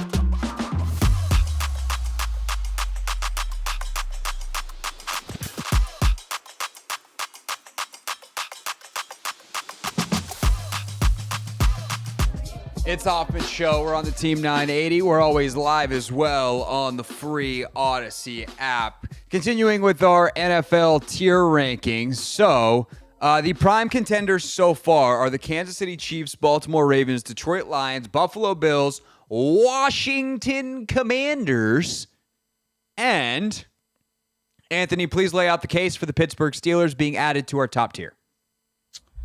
First of all, the Steelers are also 6-2.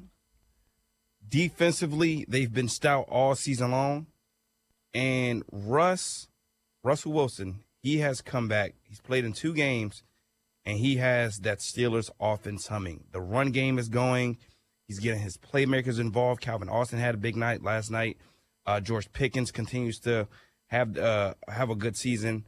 So I think just as they are, or even before Russ came back, they were okay. They were 4-2. They were okay. But now with Russ back, the offense is humming and the defense is also still cooking.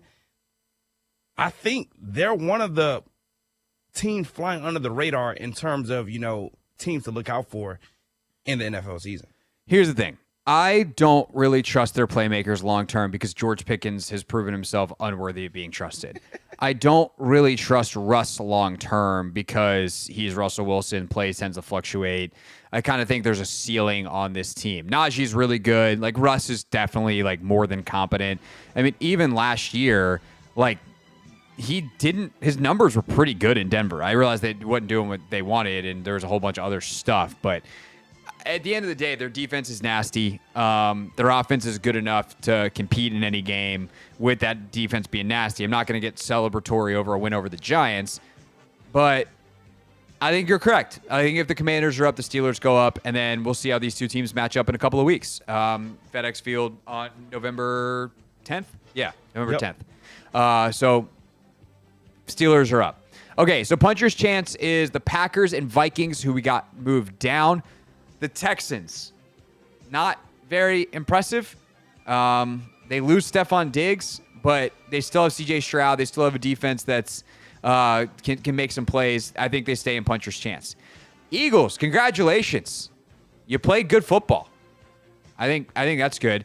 The Tampa Bay Buccaneers, Anthony, I think sadly we have to move them down, which I say sadly because, man, is Baker playing his face off. Man, do they try hard. Man, is there a lot to like there. But I think with Godwin done for the season and with Evans out for who knows how long, I think they are interesting but not quite good enough, and that is actually the next category down, and thus that is where they belong. Yeah, I think that's fair. They just don't have enough horses. 2 of your lead guys get hurt. Your defense has been banged up all season. Like we're just waiting and waiting and waiting for people to get healthy, and they just haven't yet. So I think that's fair. The Seattle Seahawks, Anthony. I'm willing to let them. They got housed by the Bills. I'm willing to let them stay to see what happens this week, but also kind of because I think they're a different team with DK Metcalf. That's my, hey, if they can get DK back, could they make a little baby playoff run? Yeah, maybe. But I don't know. Your face disagrees. Yeah. You're just ready to say, screw it, they go down. Yeah, I would be willing to put a team in their division or move a team in their division up than keep those guys. I think I know who you're talking about. We'll get there in a second. Yep. Okay, so Seahawks down. The Atlanta Falcons, they won. I still don't trust them on a week-in, week-out basis. No, not at all. But they are puncher's chancey as puncher's chancey gets. Their good is really good. Their bad is throw something. Okay, last but not least, the team's currently in puncher's chance. We had said if the Bears beat the Commanders, they get to stay up. Did they do enough? Did they show you enough with that defense that is legitimately fantastic to stay up in puncher's chance? No. Caleb Williams coming off the bye, I expected him to be a little bit more sharper, and he just didn't look sharp at all. And if he's not going to play well, the offense isn't going to do all that well. Like, the defense continues to play good enough. They haven't allowed a team to score over 20 points this season or something like that. Yeah, it goes back to last season. Yeah, the defense is playing good. The offense needs to do their part, and you have the playmakers to do that. And it starts at the quarterback position. So, no, I don't think they've done enough. Yeah, Caleb's inconsistency is a problem, but they also just don't play with it. They don't have a good plan or urgency on offense, and that's a problem. But their defense is so good that playing them would suck. I don't want the Commanders to have to play them again, just because it feels like it could be miserable. I don't know. Commanders also could have put 30 on them. So, yeah, Bears, okay, you're down. The San Francisco 49ers, they get a win on Sunday Night Football, Anthony. I still think I need a little more consistency for them, and the Dallas Cowboys are not that impressive. So I agree. The Denver Broncos, they beat the Carolina Panthers. Good job. We'll come back to the team that's listed in the document next because I'm excited for them. The Los Angeles Rams, though, is that the team that you said in their division might need to get moved up to puncher's chance? Yeah, I think I will be a little bit more comfortable putting those guys up into puncher's chance. I think yesterday, is today Tuesday? Yeah, today is Tuesday. Yesterday, you had read off some stat, or maybe it was Friday, where you said when Puka Nacua, Cooper Kupp, Kyron Williams all playing a game together, they have the best offense, in the last 20 years. Yeah, something it's crazy. along those lines. So I think if they continue to be healthy, they're going to be a tough out. I would not want to play those guys in the wild card. No. And I think they could go on a run if they are in the wild card. So I think they will be a team I think has a punch chance. Offense alone. Yeah, their defense is playing. Part of me wants to go one more week, but I also think you're just right. Let's just do it. Let's just screw it. Rams, congratulations. You graduated up to puncher's chance. What about the other LA team, the Chargers? They dismantled the New Orleans Saints. Now, the Saints came into that game partially dismantled, so they just kind of finished the job. What do we make of what the Chargers are doing? I don't know they have enough offensively. Defensively, I don't really trust them. I think if they win one more, I'm going to put an asterisk, I think, is where I'm at with the Chargers. Do we agree with the asterisk, which is to say you better revisit this next week? Yeah, I love the asterisk. They need a little bit more offense. They play solid. If solid was a perfect way to describe a team, that is the LA Chargers. They're not too good. They're not too bad. They're just solid. Yeah. I don't really know. The Colts with Joe Flacco might be solid. They're interesting, but not quite good enough. They stay. They bench Richardson. We're going to talk more about that next. Yeah. The Bengals. They lost last week, right? They sure did. Do we need to move them down to Poopsville? It's just hard for me to put a team with Joe Burrow at quarterback down in the no chance category. Yeah, I don't think they belong down there just yet. Maybe a week or two. Maybe a week, actually. Yeah. Okay. One more week. Uh-oh. Yeah, one more week of losses. Then at that point they'd be 2-7. So what are we doing? The Cardinals, they're scrappy all of a sudden. I don't think that they're that interesting, but they're scrappy. They beat Miami in a game that they didn't really have any business winning. I do think that it's worth pointing out at least this. We were talking about this in a break yesterday. The Commanders snatched the Cardinals. Just absolutely broke their will to play football. That is an impressive win because the Cardinals are not a team that is easily broken. And I said that at the time, and then I think they lost the next week, and people were like, the Cardinals, that's not a very good win. The Cardinals are 4-4 and are a tough football team. Yep. And the Commanders broke them. That is a good piece of evidence for Washington. I still think I'm going to put an asterisk. Actually, I'm going to put the little carrot sign next to them, which is to say, because it's like an up arrow, which is the same thing for the Chargers. That's hey, if you win and you look good this week, you get to go up. Winning in.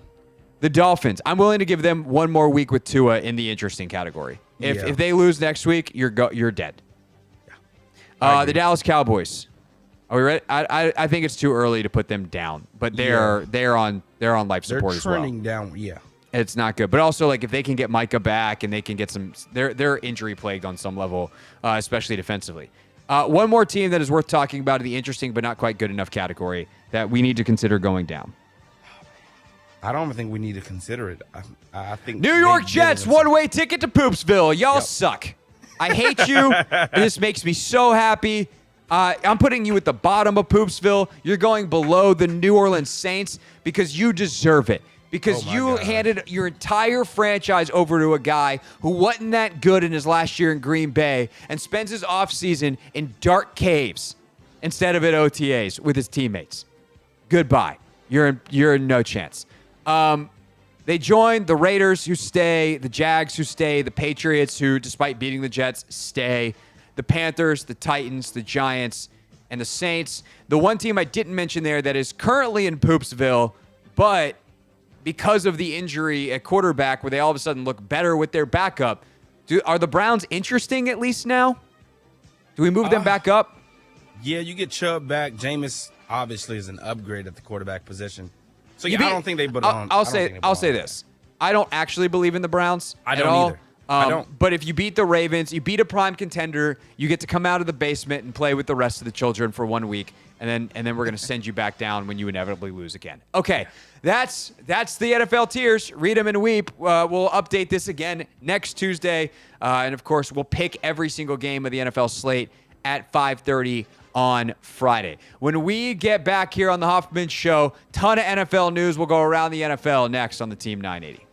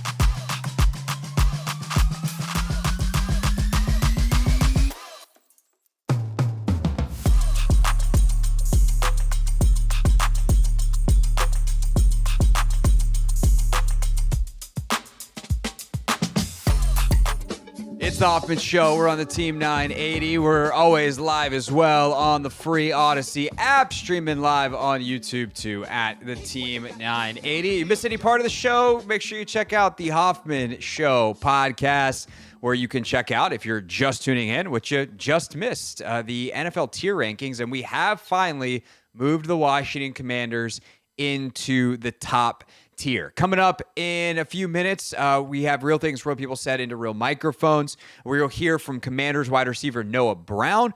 He was on Grant and Danny today down the hall at 106.7 The Fan, and so we'll play you a little bit of that interview, which you can also check out in the free Odyssey app by searching Grant and Danny in your favorite podcast platform. Boys, as you get in your cars and drive home, you're welcome for your podcast plug on your side of things. I will say, real quick though, Anthony, a lot of NFL news today. Whole lot of NFL news today. Deontay Johnson to the Ravens. I think it's a good. It's an interesting piece for them. I think one of the things the Ravens have been searching for, and if you kind of use Zay Flowers as this, is a deep threat. They need to make sure that there's a threat to keep defenses honest that opens up all the rushing lanes for Lamar and for Derrick Henry. And so I think what Deontay Johnson brings is a speed element that allows them to use him in some of those roles with a legit deep threat, and then have Zay Flowers be more the underneath guy in the way that he killed Washington with 8 catches and 100 whatever yards in the first half on all these crossing routes and things like that. Or they could interchange those guys, because Johnson plays quite a bit in the slot. And so they can also use him on some of those intermediate and crossing routes and underneath stuff and send Zay deep. And it just gives them more team speed, which I know sounds crazy that you need more team speed on a team with Lamar Jackson. But I think at that receiver position, they were lacking some of that. And I think that this helps fill that hole, which makes arguably the best offense in the NFL even scarier somehow. That's horrifying. Thank God Washington already played them. Yeah, I think they were hoping Rashad Bateman was that guy. He had an embarrassing drop. I'm talking about he's so wide open. I guess maybe the sun got into his eyes. He couldn't really see. That's what the word was. And I give Lamar credit. He's like, yeah, I didn't talk to him about it, but that sun was glaring today. Yeah. So maybe that's in part to, why they make the move, but it is scary being able to, or having to check a Zay Flowers and a Deontay Johnson. Again, Deontay doesn't get enough credit for the route runner he is. Yeah, he's very, very good route runner. The thing with him, though, and why I wasn't as interested the more I watched him here is, right? Yeah, he's not super consistent with his effort, like snap in, snap out, whatever. But, like, the Ravens have been great about getting that out of people. That's kind of the way they do business there. And I think some teams, from a culture standpoint, will say, we'll bring a guy in and we can get it out of him. And that doesn't always work. Where the Commanders' approach is more of, if you don't have that, we're not bringing you in. And that's it's less risk and potentially less reward, because Deontay Johnson's very, very talented. But it should be said that doesn't always work. And if Deontay Johnson is out there and not maybe, blocking his face off for Derrick Henry, and he costs Derrick Henry a big carry, like, how's that going to go over? And maybe it happens once and John Harbaugh rips him a new one in a film session, and that's that. But it is the kind of thing where there is an urgency to every single player on the Washington roster that would not be matched if you turned on Deontay Johnson's tape in Carolina. And I think what Baltimore's betting on is, it's hard to have a lot of urgency and play at a high level when your team stinks. And man, the Carolina Panthers are a bad football team. Yeah, and I would think even for Deontay himself, being with a Carolina team, I think you will appreciate, going to a franchise like the Baltimore Ravens. You would think. Yeah, you would think. But this was an issue in Pittsburgh for him. And maybe he was younger in Pittsburgh. Now he's got a greater appreciation because he went to Carolina. He's like, oh, wait, get me back to competition. And maybe that's it. But it's a risk. Yep. But one that very well could pay off. He's very, very talented. The other big NFL story of the day is your Indianapolis Colts, Anthony, are going to Joe Flacco. 40 years old, playing quarterback. He's replacing Anthony Richardson at the very least for this week. We'll see about moving forward. And I understand what a lot of NFL smart people are saying online, and especially draft types. I've seen a lot of draft nicks being like, oh, they took him 4th overall. They knew he needed reps. How are you benching him? And what I would say is you're a little too into your own notes. Not that I liked Anthony Richardson coming out. I thought that some of the mechanical stuff could get cleaned up. I think that the arm, like the athlete, the potential. I listened to a couple interviews and I was like, he seems like a sharp enough guy. And then you watch the way this is going in the league, and I just don't know that these are productive reps for him.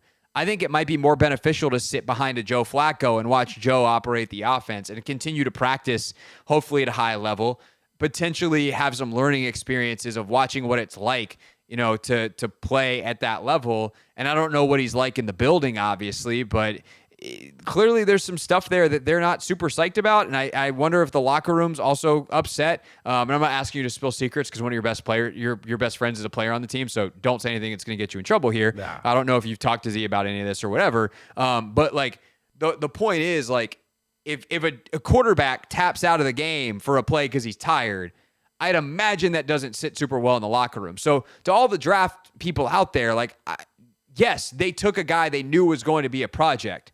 Sometimes the project doesn't need to happen in front of the eyes of the rest of us. Sometimes the reps don't need to happen in front of us. And like Pat Mahomes was a project, but by the time he hit the field, he wasn't quite as much of a project anymore because he sat behind Alex Smith and he saw as it was supposed to be done. And I think the hope here in Indianapolis is not like, oh, we know we messed up, we got to punt on Anthony Richardson forever. It's let's let Anthony Richardson watch Joe Flacco play quarterback, and then hopefully that makes Anthony Richardson a better quarterback and we can salvage our project.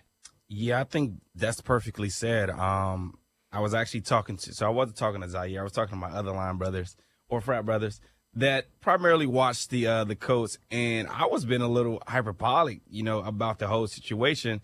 Because I'm like, dang, is it over for Anthony Richardson? And my line brother, he just had to, calm me down a little bit and make me realize maybe he does just need to sit back. Again, this guy only played 15 games in college. And he was the youngest player in the draft. Uh-huh. Yes, he is. He's young, and yes, he only played 15 games, but he's immature to an extent. Like, being able to, like, tap your helmet, like, out of the game. You're the quarterback guy. You cannot tap your helmet no matter like what you just did. Yes, you just ran 20, 30 yards, but bro, you're the quarterback. And in sports in general, like it's not even just playing at the highest level. In sports in general, if you're the guy on any of your teams, I know when I've been the guy, I can't afford to, tap out.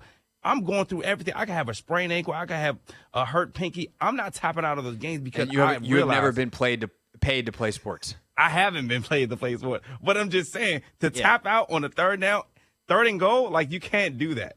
And just watching like him play and progress the last 2 seasons, like the fact that he's still being super inconsistent with his throws and things of that nature, I think it's going to take some time. And I think, him sitting back, watching Joe Flacco, a Super Bowl champion, a veteran in this league, a guy that took the Browns to the playoffs last season, I think he'll be able to learn from some of that stuff and grow from it ultimately. So. Yeah, and that's the hope, right, is that maybe he's a little more Mahomesian in the path, or Rodgers, or some of these guys that have sat. Like, it doesn't mean that it's over. Yes, it's embarrassing in the moment, so to speak. If it works out, who cares? Who cares? You have to do what you think is right, and they think this is right, whether it's for the locker room, for Richardson, or for both. And there's a good chance it's both. Maybe they're wrong. I'm not saying it's 100%, but the fact that people are like, oh my God, he needs reps. How could they bench him? I'm like, did you watch him play this weekend? The dude's not ready to play NFL football. It's very, very clear, and that's okay to admit. The goal is to help him get ready to play NFL football. So do what you got to do that. Those are the big NFL stories of the day. When we get back, we let you hear from Commanders wide receiver Noah Brown as part of Real Things Real People Said into Real Microphones.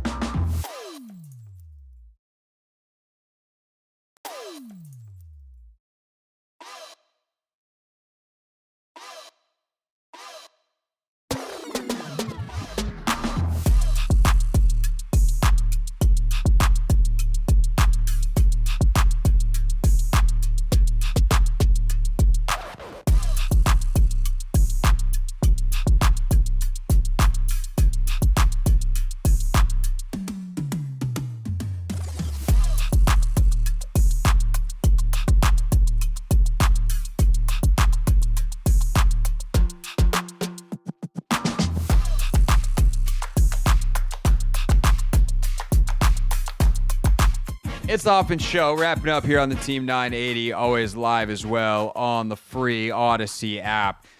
Breaking news just a moment ago, fresh to the inbox. Wizards injury update. Wizards forward Kyle Kuzma sustained a right groin strain in the fourth quarter of last night's game in Atlanta. Kuzma's recovery status will be updated as appropriate. So, I don't know what that means, Anthony. It means there's no day-to-day, week-to-week. Just says updated as appropriate. I wonder if there's further imaging that perhaps needs to be done to see the severity here. So the update is that Kyle Kuzma left the game with the right groin strain, and we don't know anymore. So that's that from last night. Favorite part of the show today, Anthony? What'd you like from today's show? Oh, my favorite part of the show was definitely our guy Emery's call. Oh my God, that was great. I felt like he had a very heartfelt, personal story / reaction to the Commanders. He definitely had a personal story. I think calling it heartfelt is a one step too far. Okay. There was that's how he made it seem. There was, but it was like that was kind of the funny thing. He was like, "Yeah, me and my dad don't really get along. We're like, we'll watch the Commanders game together because he just had a stroke." And it's like, okay.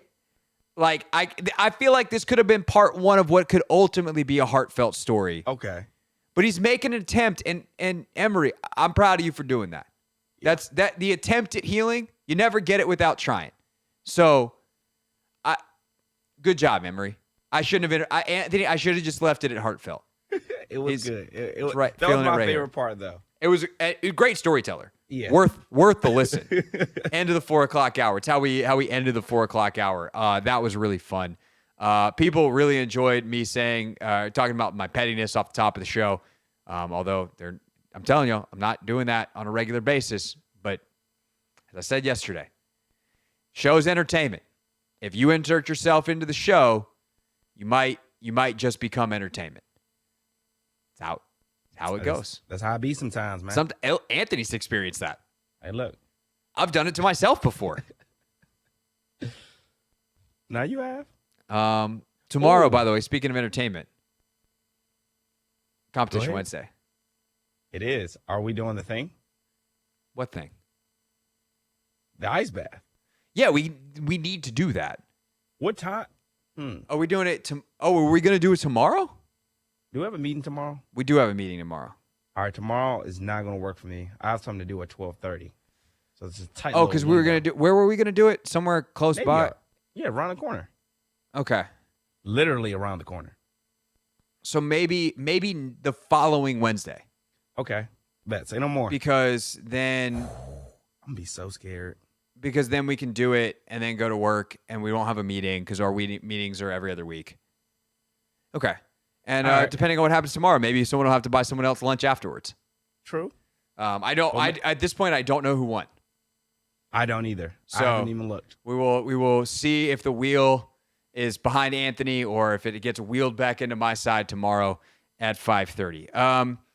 Any other housekeeping? Yates tomorrow on the World Series, I hope. I got to check in with him. I guess it might depend on what happens tonight. We'll obviously hear from Jaden and hear from DQ tomorrow.